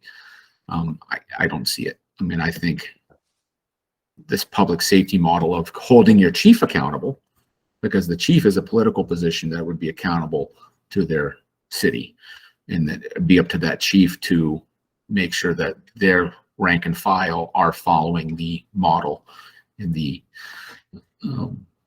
what the citizens want. So the citizens vote for their mayor and the city council appoints a chief of police. If the chief of police isn't doing their job, the chief of the police is the one that gets. So sort of the same idea, but it goes down to that chief. Right. At the end of the day, more of us, I think this every time elections come up, I should know more about my local elections and who's locally, because my vote actually counts more. And, and those people can potentially make a big difference. Oh yeah, that local level is having a more impact on your life than anything the president or the federal elections are. Right. So tell me about this decision to move across the country. How tough of a decision? So Evan, I was talking to Evan a little bit. I'm like, what would you ask an officer? What would you want to know? And he looked up benefits out there, and he's like, it's so much better than here in Maine. But what was that decision like, though, for you? I mean, it was not. How's it compare? Kind of So there are differences. Maine is under the First Circuit, and Washington is the Ninth Circuit, and both considered liberal on this in their decision making. Those Court of Appeals, no. Ninth Circuit is predominantly covered by California, very, very liberal, very progressive. In Massachusetts, very liberal, very progressive. So those circuits are not that far off. If you're coming from the 11th Circuit, which is Florida, Georgia, and you come to the Ninth Circuit, that's going to be a big shock when you're coming from. How so? Like, how would you notice that? When you're coming from, well, if you're coming from like Georgia or a southern state where it's a non-union state, a right to work state, there are no police unions. The police don't have guilds. The laws are a lot more strict. You can arrest for a lot more things. I've been told in Texas you can physically be arrested for anything other than like speeding. Like they take everybody to jail. The bail system is completely different, and the Ninth Circuit is a little bit more like the big one in Maine. If I walk up to a car and I look in the window and I see contraband in the window, I see a bag of drugs on the front seat, I can detain that car and I can seize those drugs because they're in the plain view. The plain view doctrine allows me, it's an exemption to the warrantless search rule. I can't search a car, I can't seize a car without a warrant. The exception to that rule is the plain view motor vehicle rule. Because in theory, if I let that car go, that car's immobile, that car can drive away, it can be out of sight. That contraband will disappear and I will lose that contraband. Out here in Washington, so in Maine, I could go into that car, I could detain the driver, and I could seize the contraband that I see in the car that's in plain view. Not a gun, because a gun in plain view wouldn't be contraband, but let's see, it's used drugs. Out here, if I see drugs in plain view, I can't seize it. I would then have to tow that car to this. I would tow it to the, I would seize the car, the entire car, impound it, take it to the station, and then write a warrant. And that car would go to car jail, would be in our department, would be under lock and key, covered in evidence tape. I would then write a warrant to seize what I believe is drugs. So losing plain view searches. If a drug dog in Maine sniffs around a car and sniffs and indicates that they find drugs, I can then search that. That's probable cause to search that car. Out here in Washington, you can't do that. If a dog searches a car, indicates that there's drugs in the car, we would then tow that car to the station, write a warrant, have a judge sign the warrant, then we could search the car. That's one of the big ones. What are your thoughts on those two? Which, if you had a choice, which direction you want to pick is more effective? Because one feels like, go ahead. So if I make the decision to search a car, I make the decision to do something, I then have to, that person is innocent until proven guilty. So I technically am wrong until I go to court and prove I'm right. If I do it the other way and I get a judge to sign the warrant, the burden of proof then goes to the defendant. The defendant has to prove that the judge was wrong in signing the warrant. So if I seize the car, even though it takes longer, it's more of a pain in the ass, it's more paperwork. If I seize that car, I write that warrant, take it to the judge signs it. As long as I didn't lie on that report and my affidavit to the judge was truthful and honest, the defendant then has to basically argue that the judge was wrong, not me. So I would rather them go and attack a judge and say, Your Honor, you were wrong in signing that warrant, which never happens. Because as long as I was truthful and honest, and maybe they want to attack my affidavit, but that's even hard to do because that affidavit went to a judge, the judge already signed it. And now so I would rather, one of the famous lines is, it actually came from the Salem witch trials. I'd rather let 10 witches go free than throw one innocent person in jail. I'd rather let 10 defendants go free than one innocent person. That's how I feel. So I like taking my work, doing good police work, having a judge review it, having a judge sign it, and then that defendant, I'm cleared because I did my job honestly and truly under sworn oath of penalty of perjury, have the judge sign it, review it. That's harder. That makes it less likely for me to wrap up an innocent person into something. I would rather it be that way. I would rather guilty people go free than an innocent person go to jail. So having that extra layer of step, it's more work for me, it's more work for us, but it means it's less likely that an innocent person's going to get wrapped up in something that they didn't do. So I'm good with it. I'm okay with it. Just means more work. So what was that decision to move like? It wasn't easy. It was a lot of thought. I had just a buddy of mine who I went to the academy with, he had graduated. We graduated the police academy together. So we were cops at different departments. I bumped into him at a gas station, and he had just left his department to go join Border Patrol because Border Patrol was having a hard time hiring. So they had this thing, if you're a cop and you join Border Patrol, you basically get to skip the line and you get to pick where you want to go. It was something like that. I may not have had all the details right. So he left his police department, joined Border Patrol, and then joined Border Patrol, but went up to the northern border. So we skipped the southern border entirely and went right to northern Maine to be a Border Patrol agent. So we had thought, well, what if I did that? Amy and I, as a family, had always talked about moving. The idea of living outside of Maine is always something we had always talked about, but that was something we did when we were going to be empty nesters. When we retire, we're going to retire to a different state. We didn't know where.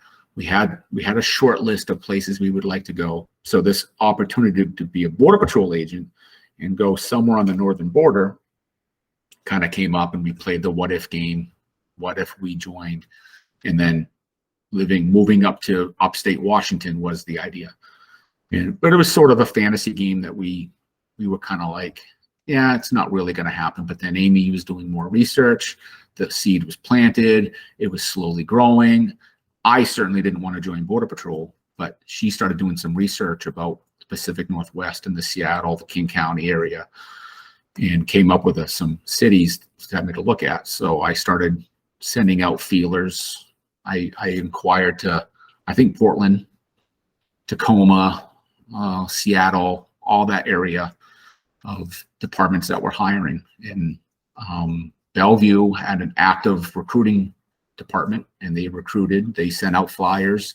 They were calling me. It was almost like I was being recruited, just like I was in high school. So now all of a sudden I got these police agencies actually calling me saying, hey, why don't you come work for us? Come work for us. Sent applications, sent resumes, took some tests. I flew out, drove around some cities. So, and then went through the whole process, and it came down to Tacoma and Bellevue were the two cities that I was looking at. And Bellevue was where we landed. I kind of really like the fact that Bellevue, we train a lot. We're allowed 3 hours a week to work out on duty. You can you can go into the station as long as there's no calls. You can get out of your uniform, go to the gym, lift some weights 3 hours a week. We're getting ready to implement this DT jiu-jitsu training for 1 hour a week. We have our own range. We do lots of shooting. We do lots of training. We do a lot with the SWAT team. We do room clearing, care under, like trauma care under fire. We're constantly doing tourniquets. What's the new trends in this? Whenever there's a mass shooting, our guys are on top of it, getting the active, the action report, learning what mistakes were made, what went well, what worked well, and then implementing those things. And we have a lot of really passionate officers that just want to be better officers and be better for our citizens. And I got when I rode along with the Bellevue guys, I really got a good sense, and that's why I chose Bellevue over all the other cities. But yeah, and then we had to make the move. It was not easy to leave everybody. And the first time I ever stepped foot out here was to take a test. And we don't know anybody out here. So yeah, it was scary, but I'm certainly glad we did it. Yeah. And so how long were you married before you moved? Like, we got married in, yeah, go ahead. Amy and I have been together since high school, but we got married in 2003. So we moved out here in 2017. Oh, okay. So it was a while after you guys were married. So, yeah. So I'm thinking, man, time flies by. So I just wanted to kind of, your wedding is the last time I saw your dad. Right? Yep. And most of us, right? Yeah. And it was interesting. So that day we come to the thing, we come to the wedding, we get there, and your dad's out in the parking lot, and he comes up and hugs D. Like, he's so happy to see us, and he hugs D. And I remember your mom, and D's like, your dad your dad, yeah. Uncle Mike just gave me a big hug. And he was just so happy that day. Like, it was like, that's not a normal thing that uncles are hugging, you know. Yeah. But it was, I don't know. She was, it was kind of a cool moment for her, you know, not knowing that was kind of towards the end of the last time we'd see him. But it you I it has to be a sad thing that it happened right after your wedding. But it's, looking back, it's kind of a cool for some of us that like I have this last real kind of happy, perfect day with your dad. And he was just, I remember because Quinn was going into being a starter that year, and you couldn't get him to talk about Quinn. He was so excited about the wedding, and you know, Oh yeah, definitely good memories. My last memory of my dad was dancing with my mom at the wedding, because they did the generational dance, and the only way they won that is because Grammy wasn't feeling good. So Grammy and Grandpa went home because they would have won the generational dance. So that left my mom and my dad as the longest married couple there. So they were able to give advice to the married couple. So I got the advice from my dad and my mom because they won that dance. But watching them dance and getting that advice from them is like one of the last things I remember with my dad. And then shortly after that, we shuffled off to go to our honeymoon, which was cut short. But yeah, it was a beautiful wedding. We still haven't been able to get the courage to watch the video. We still haven't been able to watch our own wedding video, but we have the photos, we have the memories. Yeah, it was a beautiful time for us, but also sad at knowing after the fact. But. Right. And and it kind of struck me with Quinn, talking to him, kind of just how I would say like your high school years are probably some of your most formative years. And then and into college and stuff like that, and then to lose your dad at that point, and how he just missed that chunk, and you got a further chunk into your life, where he didn't get that, like the age difference, like losing that chunk of, if he left when you were a sophomore in college, how much less of your dad you would have had. And that just kind of struck me, and I felt for him. And then you and I was just thinking today, your dad passed away at 53. Is that correct? He was 58. 58.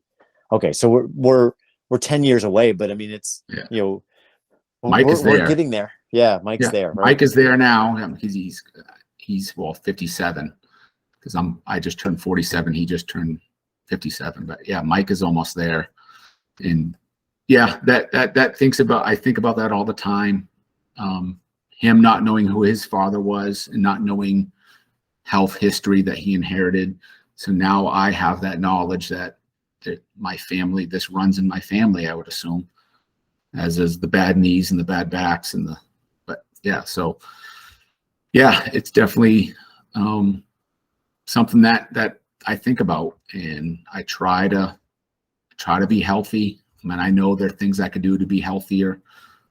I think I would be in better shape if I wasn't. I learned when I was 39 that I was born with defective hips. So I'm preparing for my second hip surgery. So my ability to do long distance cardio is gone. So it's really hard for me to do. Even grappling I can do, as long as I don't take it too hard.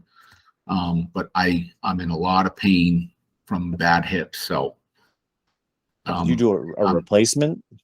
I did. I have a full replacement on my left, and I'm getting ready to do my full replacement in my right. Which is just a crazy thing that medical science can cut out a chunk of you and put. And I was able. So when you think about like people that have hip surgeries, your life is over. You're done. I was 3 months to the day from my first hip surgery. I was able to run 1.5 miles on the treadmill, and that's about as I can't run much more than that. And I wear like the super thick orthopedic Hokas and the big fat shoes to reduce impact. Run on a treadmill. I can't run on pavement. But yeah, so I'm getting ready to do my right hip because I have no cartilage left. I've grinded it right down. The head of my femur looks like a stop sign because I've shaved it right off. So, but that's having a high pain tolerance means I get to have all these things go wrong with my body, and by the time I can't deal with the pain anymore, it's pretty well destroyed. So yeah, so I loved running. I got really into running, and then these hip problems came in, and then I had to stop running. Yep. But yeah. But I was thinking, I guess in my brain, I condensed time because I was thinking, not that this probably, I'm sure this was a big thing, but just leaving your mom, separating from your mom. And I mean, she's obviously got plenty of family that's around her a lot. But yeah, so those are things we considered. Amy's mom is taken care of. She lives with one of Amy's brothers and his family. So she's got a good support network. Georgia has a support network with Mike and Zach. Living with her, there's definitely enough family around to make sure that they're taking over. Amy's dad up in Bangor is in a good space. But yeah, these are things that we had to consider. It wasn't an easy decision, but at the time it was felt that was the best decision for our family. And then Nate moved out with us because Nate was living in Boston at the time. So, and we announced that we were moving out, and then he very shortly after asked if he could come with us. So he moved out with us too. So, I didn't even think of that. Like, so you potentially could be leaving your son behind on the other side of the country. Right. Because he was living in Boston. Yeah. He had just graduated from Worcester Polytech and was living in Boston. And then we're like, well, we're going to make this move. And we had to rip Sam out of his friend network and bring him 3,000 miles over, and he had to start over with making friends. So he did a great job, and he's got good friends. He's doing really well. And then Nate flew out. We drove out with all of his stuff, and then he flew out. He lived with us. He came back to live with us for 1 year, and now he's got his own. He got his own place and has a good job in biotech. So he's doing really well. I want to ask you about the weight. So as an officer, you're often seeing people on their worst day, right? I mean, it's that an officer's involved. It's probably not a great day. Yeah. And you're having to deal with that a lot. And is the weight of just being an officer that, what you have to, you're seeing things that, in trauma and, all the different things. How do you deal with that? How do you, like what's that like?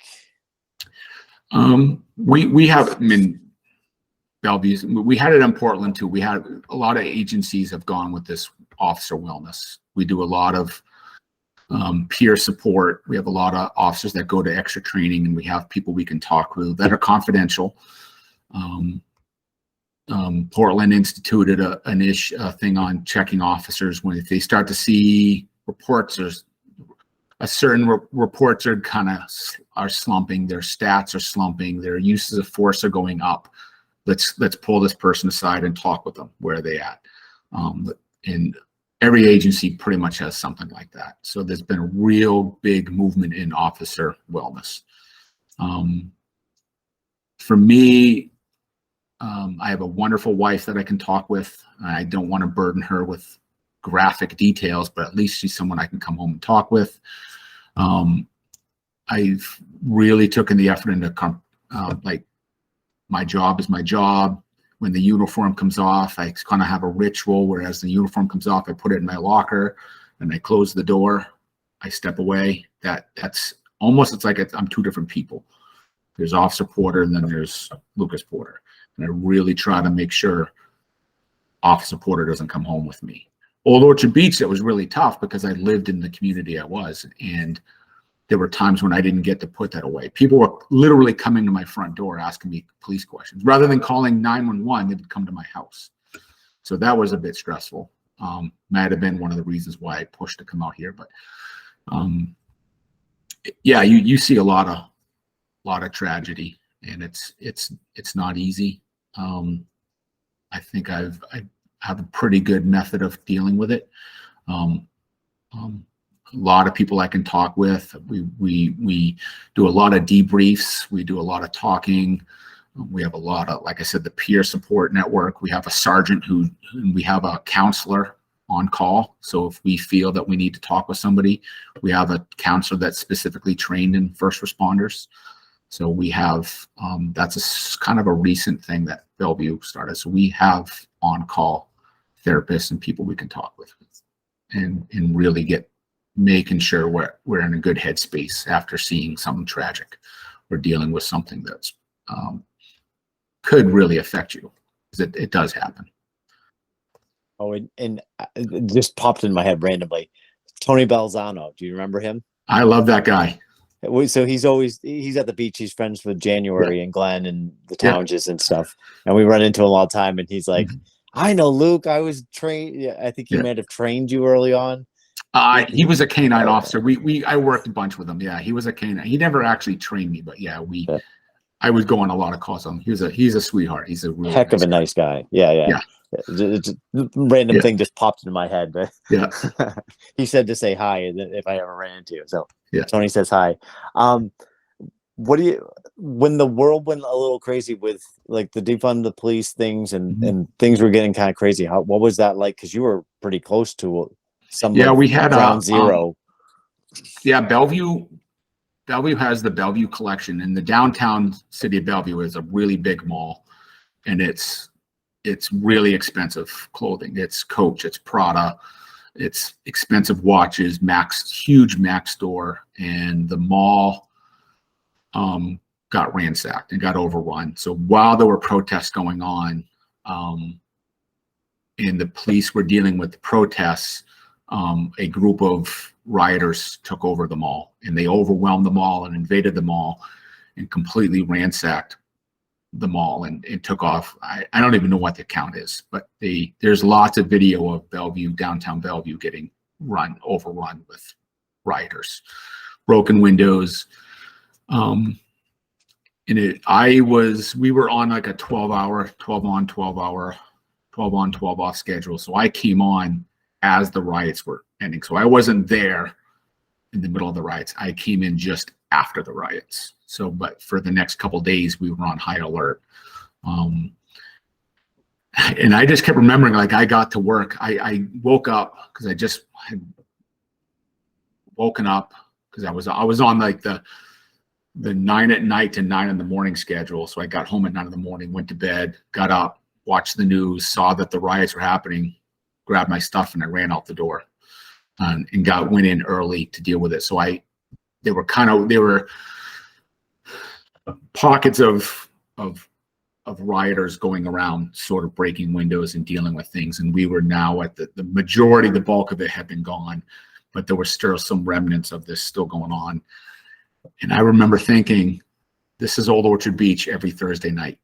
So the emotions and the things that were going on were what I dealt with every Friday, Saturday, Thursday night in Old Orchard Beach. It's massive crowds of people that are sometimes angry, and I'm outnumbered. I'm dealing with some people that are not happy right now. And this was like, oh, this is Old Orchard Beach almost all the time. So it kind of felt like I was ready for it because of training and because of my experience of other departments. The old port back then in the early 2000s, every Friday, Saturday night, we were dealing with fights, and it was almost like that, but it was not window breaking and it wasn't rioting, but it was Donniebrooks and fights all the time. So in going around and breaking up pockets of fights, it was, to me, I just remember thinking, well, this, I'm seeing people kind of freaking out. I'm like, yeah, this is something I've seen all the time. This is not new to me.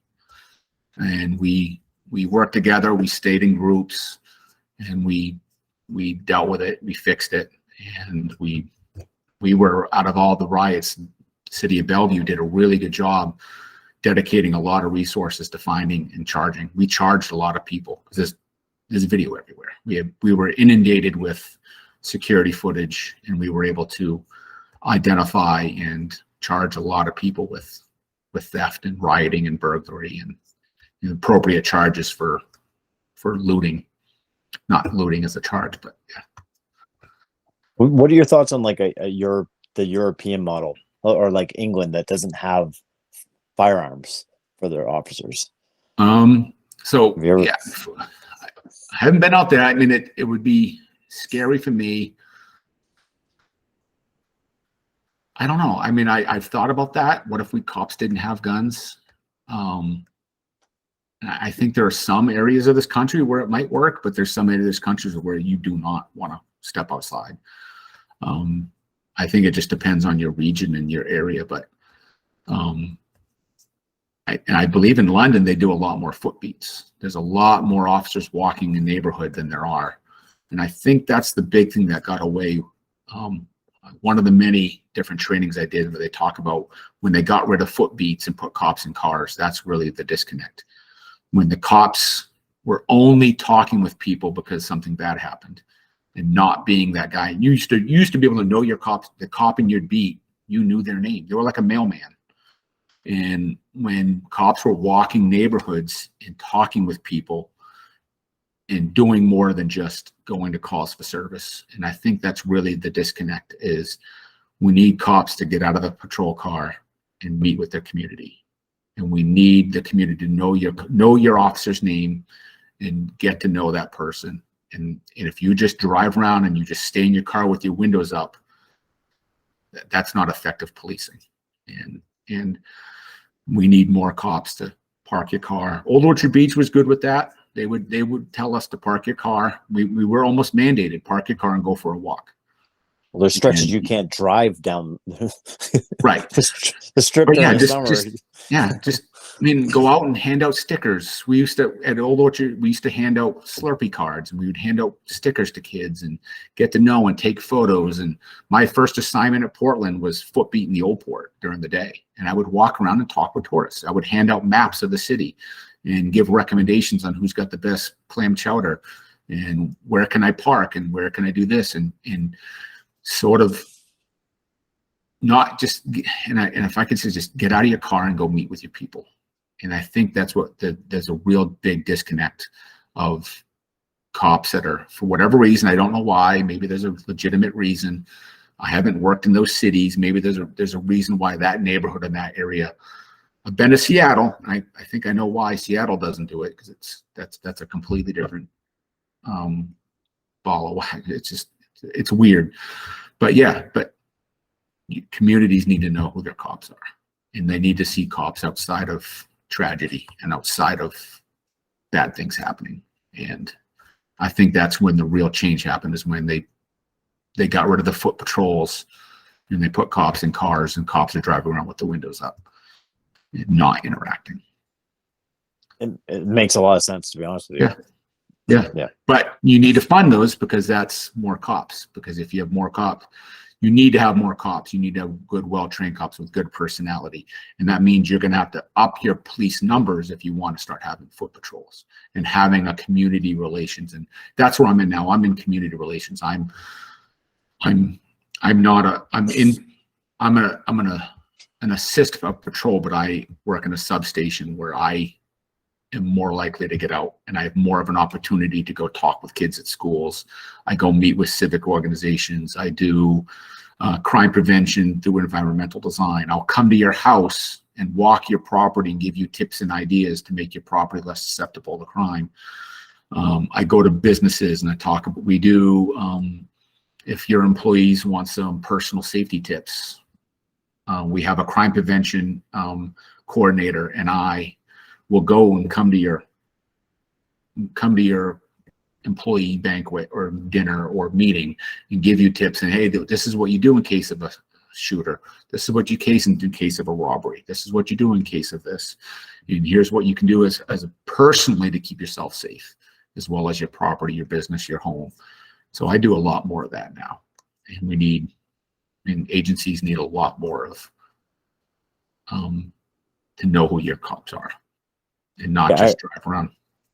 Yeah, I remember when I briefly worked for Pella Windows, and we had a sales meeting kind of thing, and I remember them telling us for every one person that's a dissatisfied customer, they're going to tell 20 people, right. And you need 20 good customers for them to tell one person, kind of thing. Right. And you're just talking about the training and having good people on the work, personal people. You get one asshole out there on the road, and it just sets you back. So it is a lot more work to get to make that work happen. For cops making a really bad decision in Milwaukee affected the entire country. And that's really what happens. You don't see the thousands of cops that do really good things. When I catch a shoplifter's trying to steal shoes and I end up buying those shoes for him, which I've done. I had a guy a couple years ago, I caught him shoplifting shoes. I ended up having to charge him with a crime because I had to, but I also ended up buying those shoes for him because he needed them. He needed a pair of shoes. I can go to a homeless guy that's being kicked out of an encampment. I could arrest him for loitering and trespassing, or I can say, hey, if you cross the street, I'll buy you some food. And for $13 and a sandwich, a bag of chips, and a soda, I can avoid an arrest. That doesn't make the news. When I talk a guy down off of a Ferris wheel roller coaster, that doesn't make the news. Right.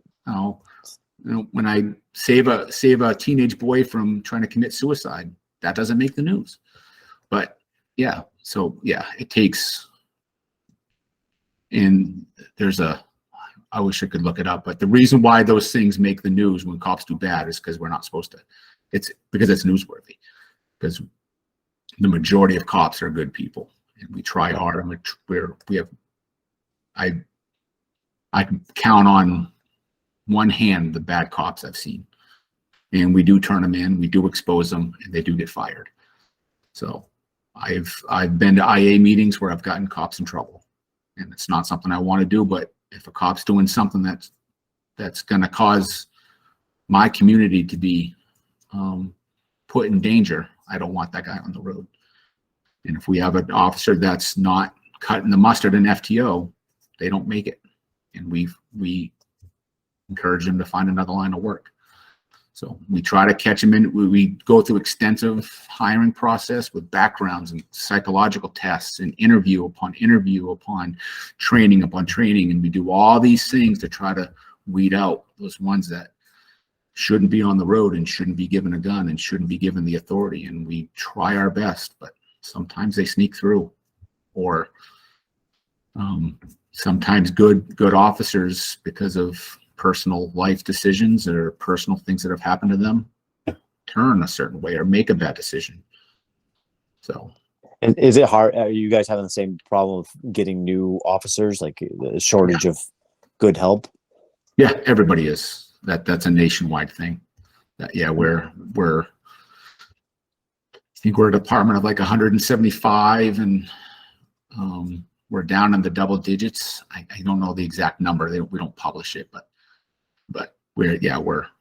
everybody's trying to hire. All these agencies are fighting over the same small pool of qualified, willing, and able candidates.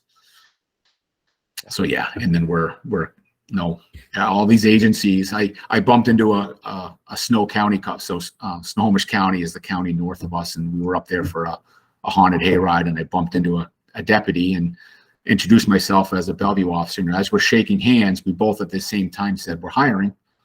And he tried to recruit me to his agency, and I tried to recruit him to my agency. So this is what happened. Yeah. And where you meet a cop that like, hey, what's your signing bonus? What's your signing bonus? Yeah, why don't you come work for us? You should come work for us. It happens all the time. But yeah. Alrighty, so I don't know how to make a smooth transition to this, but let's we grew up in a a lot of unique perspectives on religion, right? Yeah. And and I'd say all of us kids have kind of taken unique paths. And what are your thoughts? So, growing up watching theological debates between your father on one side of the Christian spectrum, and on the complete opposite side of the Christian spectrum, our grandfather, and listening to them have these theological debates, I remember as a kid listening to them, like, okay, well, they're either both wrong. One of them's right, one of them's wrong. Either they're both right or they're both wrong. And I went to Fairhaven. I went to Christian summer camp every year, and I would read scripture, and I'd have to memorize certain verses. And I'd be like, okay, well, Uncle George is right when he says this, and then Uncle Grampy's right because of this, but they say opposite things. So they're both right. the Bible does say this and the Bible does say this, and they're completely opposite. And there's so many contradictions. And I remember growing up very puzzled about all these contradictions of Uncle George, who went to seminary, and my grandfather, who could recite the Bible probably better than most people, and they're both right. The Bible does say these. And I was like, that so puzzled me. And I just remember thinking, well, if they're both right, then this book lost a lot of credibility for me growing up, reading the Bible and going to summer school and be like, okay, well, there's so many different things that just kind of puzzled me. And I just kept having these what ifs and sort of put it away. And then a few years ago, I kind of started thinking about it again. And after my father died, and that would come up again. And he grew up Catholic and very anti-religious. And I got some learning from him, and I got to YouTube and started watching videos and listening to Hitchens debate theologians, and listening to some of these, a lot of religious scholars. I wouldn't listen to just one side. I wouldn't just listen to atheists. I would, or just listen to theologians. I would listen to them debate, and I'd listen to these great thinkers, experts debate. And I just, the atheists just kept making more sense to me. So then I kind of started leaning that I would call myself agnostic. And then I started making that transition to atheist, because I just, having learned the Bible and listen to debates in real life between two religious people, and taking what I'm hearing them say and then looking it up, and then kind of went into this deep dive and just kind of settled on atheism. And I can't believe it. It doesn't make sense to me. And I can't put the Bible and give it that credibility of belief or no. But that's just one branch, right? Of lots of just one. Yeah. I mean, who's to say then? Of religions, not right. To get out. And then you do a comparative. Then you start looking at the Islam, Judaism, Christianity, and then you get all these other religions and all these other smaller ones, and what makes them. And then I kind of started looking into the historicity of the Bible, and listened to Dr. Richard Carrier and Ehrman, and start looking of what is the history of the Bible? How did it come to be? And start looking at the timeline of when it was written, and it just doesn't make any sense. It just looks like there's a lot of evidence that it isn't what it says it is. It isn't the word of God. It isn't the inspired word of God written by firsthand reports. Jesus never wrote anything. Jesus spoke in Aramaic, but the Gospels are written in Greek, decades after Jesus was supposedly crucified and resurrected. So there's a decades-long gap between when these events supposedly happened and when the first books were written. Jesus spoke Aramaic to a bunch of illiterate, uneducated Christians, early Christians, and then it's written in Greek, but in highfalutin, very fancy Greek. So how did it go from? And I can't put that together. And then, I mean, and you can go back to the Old Testament, which is even older. And right. The part I struggle with is like, it frustrates me when somebody will quote one little part of the Bible and take it as this is why this is this. And it's how many words have been manipulated by the Roman Empire, by the changing of hands, by the translations, by the spoken. It was a spoken word document for a stretch of time.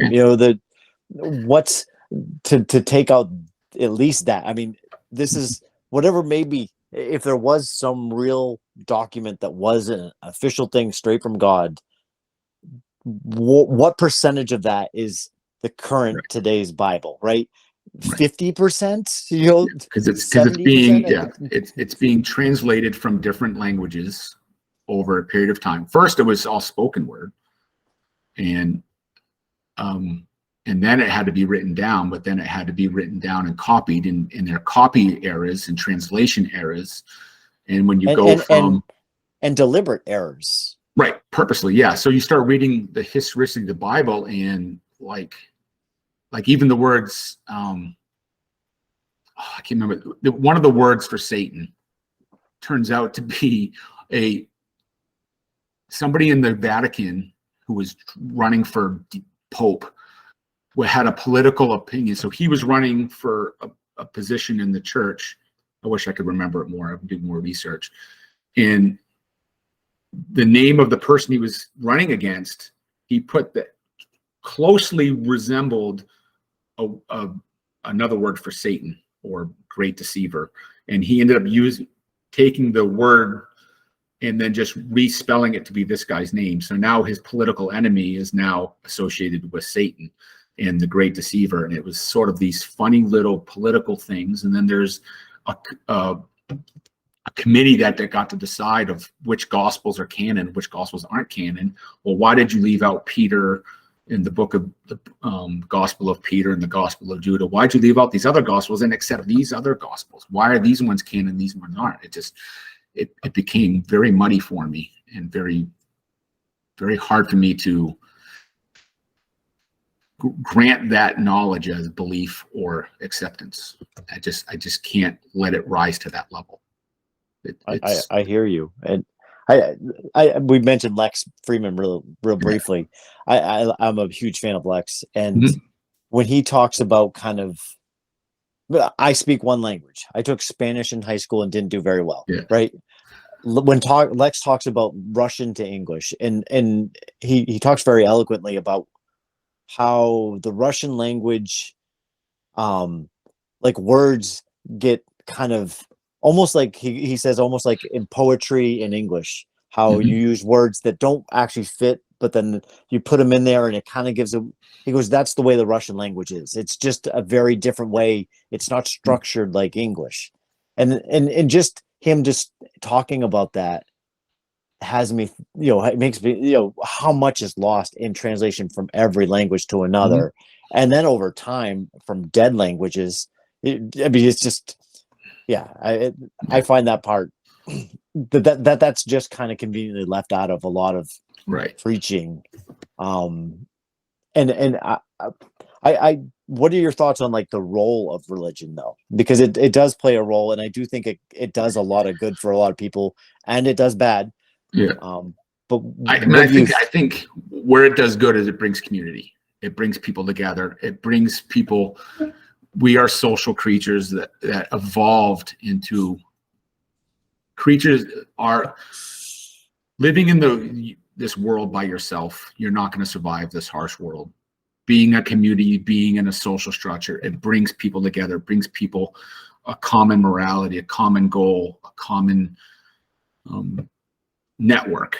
And if you can make together a nice, good, common network that believes similar things and have similar values, you will survive.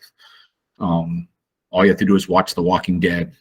I know it's fiction, but it's these little pockets with common morals and common values that survive.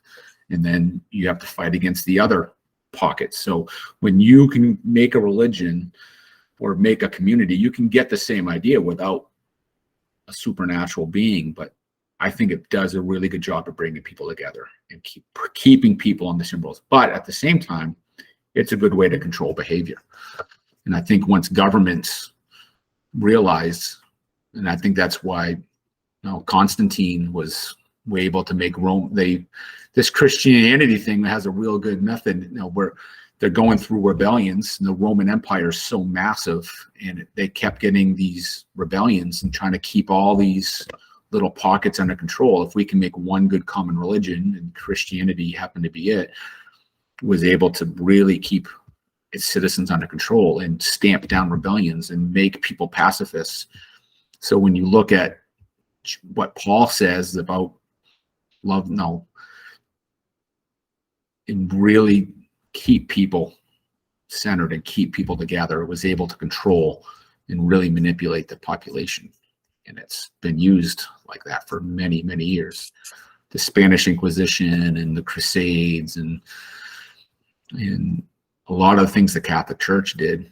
And when you go back, and as that starts going up into the other parts of Europe and spreading all over the world, it does a really good job of controlling the population and also causing war. and giving a reason to go to war. So you can manipulate and control your people. At the same time, it gives you an excuse to go to war and get more land, because those people aren't us, and we need more people like us. So let's go that way and get more people like us. Yep. And it's making us's and thems, Right. which I find so frustrating about religion, that you're wrong, I'm right. Right. You're the other. I find that so frustrating. Right.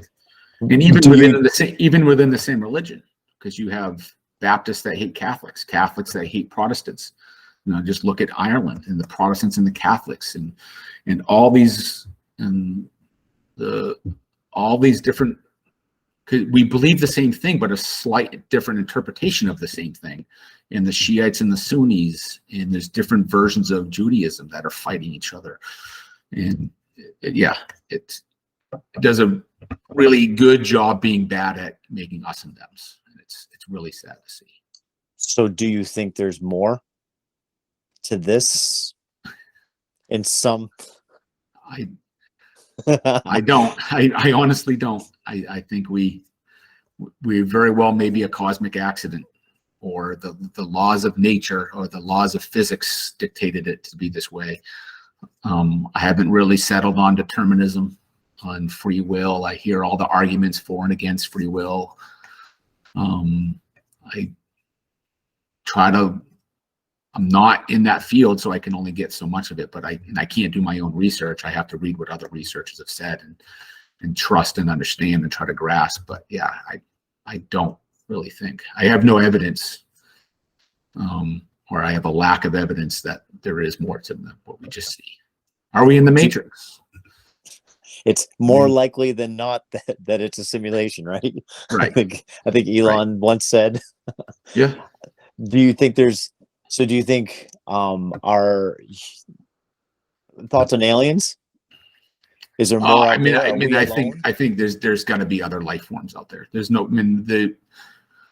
We can't even comprehend how big the universe is, and the odds that we're the only living things. But have we been visited? I can't say that. I have this theory that I don't want to give it the word theory. I have this idea that so if I had to weigh between what's more likely, aliens or extraterrestrials from another planet, from another galaxy, in another part of the universe, making their all the way to us to visit us, or what we are perceiving or seeing as UFOs and aliens or extraterrestrials are actually just future versions of us that master time travel. Because to travel all that distance, you have to overcome time and distance. Or if you're just futuristic humans that just mastered time, because the distance parts is we're in the same spot. So it's just more of us coming back from the future. It's not true. I don't believe it, but if I had to say, are they aliens visiting us, or are they humans from the future visiting us? They're both equally unlikely, but there's gonna be life forms out there, whether they're intelligent or bacteria or silicon-based life forms instead of carbon-based. I don't know, but I think the universe is too big for it not to be that way. Yeah, I would agree. I don't know how. I mean, it's just you look up the stars and just see the size. Right. And, I mean, it's just hurt your head, but yeah.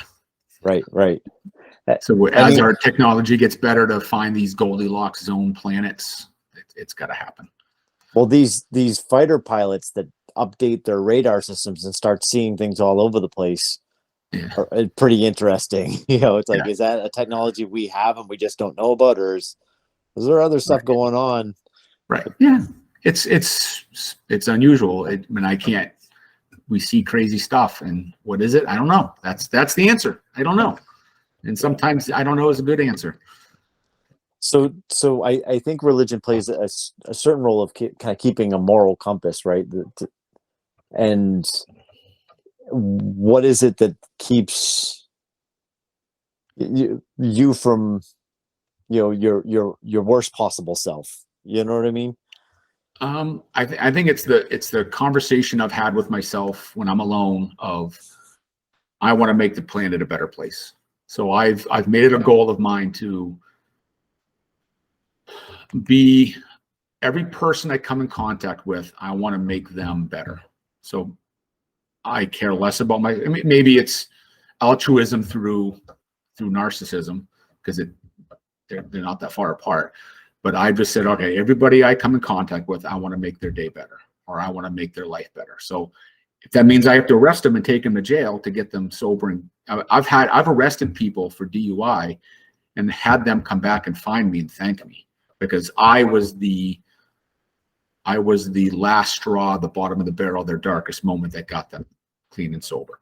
And that maybe if it's a homeless person that come in contact and giving them a blanket, giving them a pair of shoes, or buying them a meal for the day, buying them a cup of coffee and a Danish, if that's what it's going to be. But so if I set the rules for myself of, I want to make as much impact in other people's lives as I can, and if I want to accomplish that, I have to be a good person. So that's sort of how I get my morals. And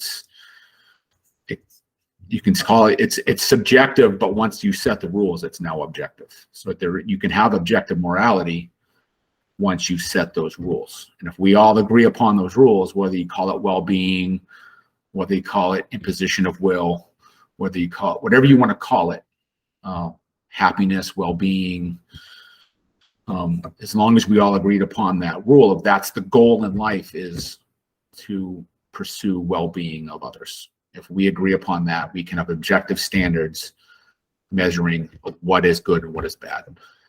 No, pleasure is preferable to pain, life is preferable to death, so forth. We can agree on those rules. And I think my brain kind of like, when I'm looking at something, I put it on a scale, like pros and cons kind of thing. Yeah. And you put good out there, you're nice to somebody, you're kind, you feel better, right? I mean, there's immediate benefits. We all, you feel it immediately. And you get on your horn and you're honking at somebody and yelling out your window, whatever. Does anybody ever feel better after that? No. Like, being an asshole has a negative effect on your long-term health, in my opinion. And being good and just putting niceness out there, whether it's religion that's motivating you or not, like, it's a simple equation. Why not just be the better version of yourself? Right. Yeah. And as I say, is do something nice for a stranger and expect nothing in return.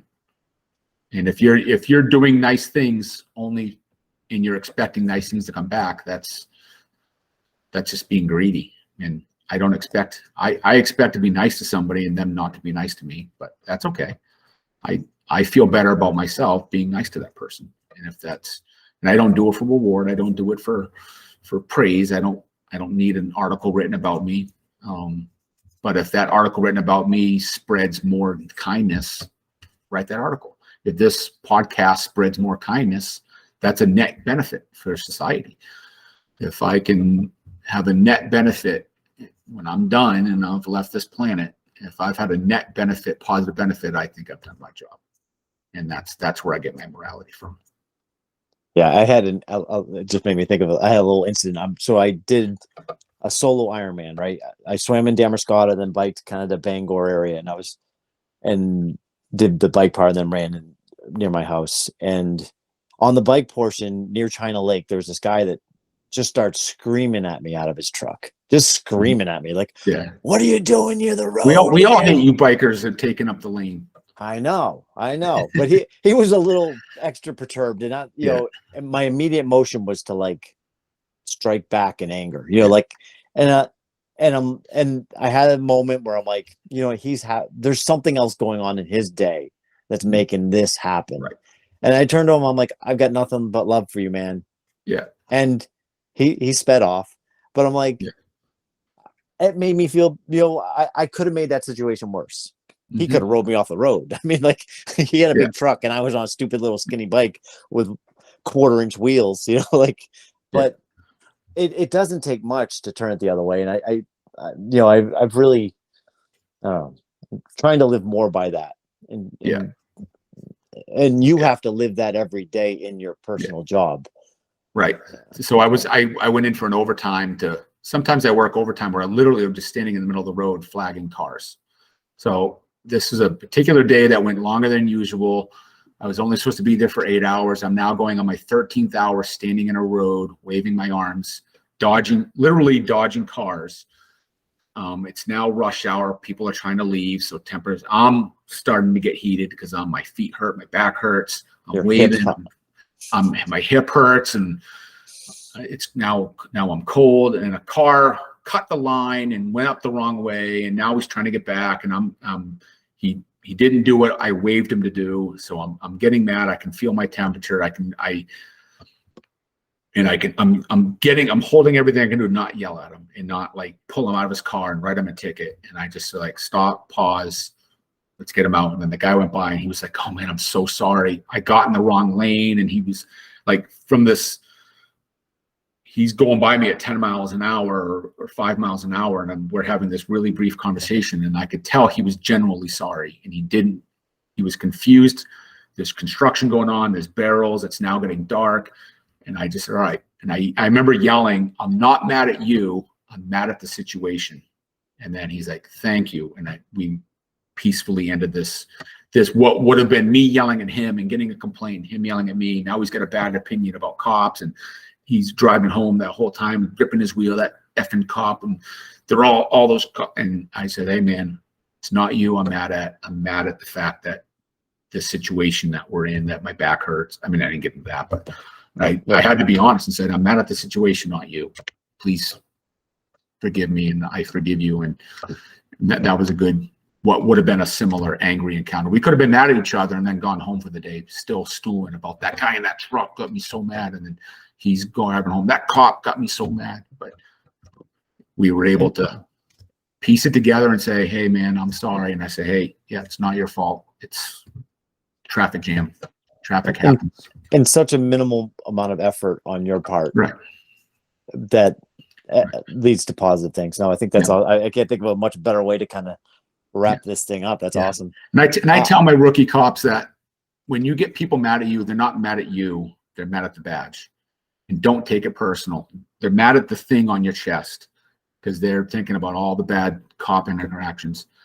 Don't take it personal. When you start letting their get here, that's when you're gonna bad. Just remember that shield is what they're yelling at, not you. But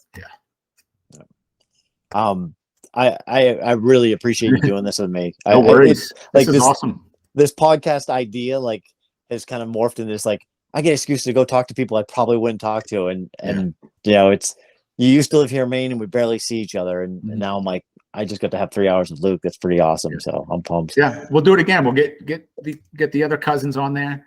I would love to. I haven't talked with Joey in years. I haven't talked with Jeff, JT and Quinn. I mean, Quinn and I text, but we really don't talk.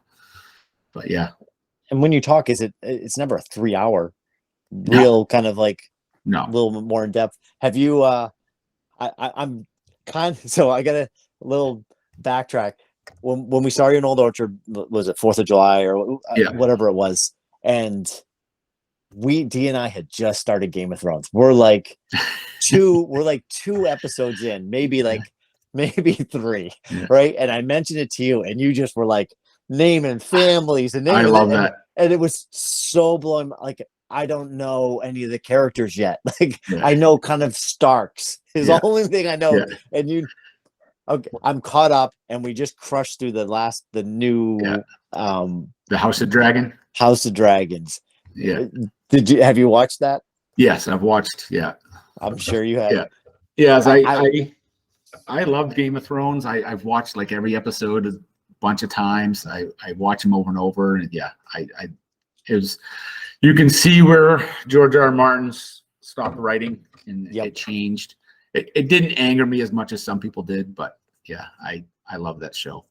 I didn't love the finale. The finale, to me, Game of Thrones was the magic of it was its unpredictability, right? Through the whole thing. You like somebody's getting murdered. And then I felt like the finale was kind of predictable, and there wasn't any, nothing was kind of caught you off guard. This new season, I was a little doubtful heading into it, but I'm like, well, that was pretty good. Yeah. I'm hooked. Yeah, it was really good. And they were able to do it with less of the gratuitousness.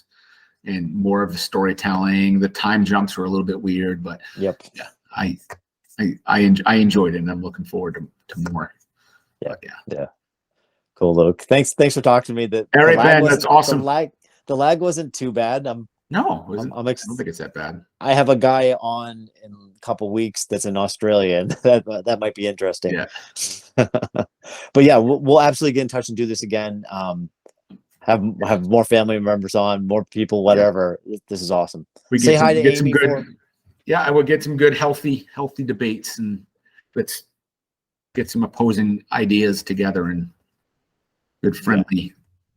But yeah, awesome. And that's something really, like, literally, I mean, we learned this early on, but you can have different opinions. You can debate something pretty heavily, but at the end of the day, JT talked about this a bunch, that at the end of the day, you can walk out and you can still love each other. And I think we got that modeled early on, which a lot of people can learn from that.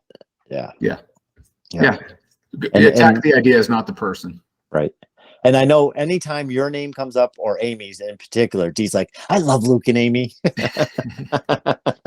Yeah, we love everybody. We love everybody there. We miss everybody. We're trying to get back this summer. Sam graduates high school, so we wanna throw out like a graduation party, but instead of people coming here, we'll come there, and that'd be awesome. Get an Airbnb in Old Orchard, and everybody can come say hi, and we can see everybody. But yeah. Or you could always go to Damascotta. I would love that. I'm sure we can fit a lot more people than we used to, and I'm sure my parents would want everybody there. I would totally be stoked to go back to Damascotta. I feel 100% confident saying there's an open invitation to you and the family. Yeah, we'll get that work. We'll do a couple days in Old Orchard and a few days in Damascotta, and because I would love to see my kids. I don't know if they have good major memories of catching snakes in Damascotta. You know what? It's interesting. Poor Chauncey. You remember him getting his head into that box? In the nose, and I got bit like 3 times. And waking up your mom with the snakes. That was Jerry. We woke up Jerry with the snakes. Was it Jerry? It was Jerry. But I don't think that year we eradicated the snakes, I think, because I don't ever remember seeing snakes in, one here or there. We caught a boatload that summer. Yeah, it was a lot. That was weird, but yeah, it was fun. Yeah. Good times. Awesome, Luke. Well, have a great night. Say hi to Amy. I will. Do this again. Thank you very much. Bye now. Bye, Luke.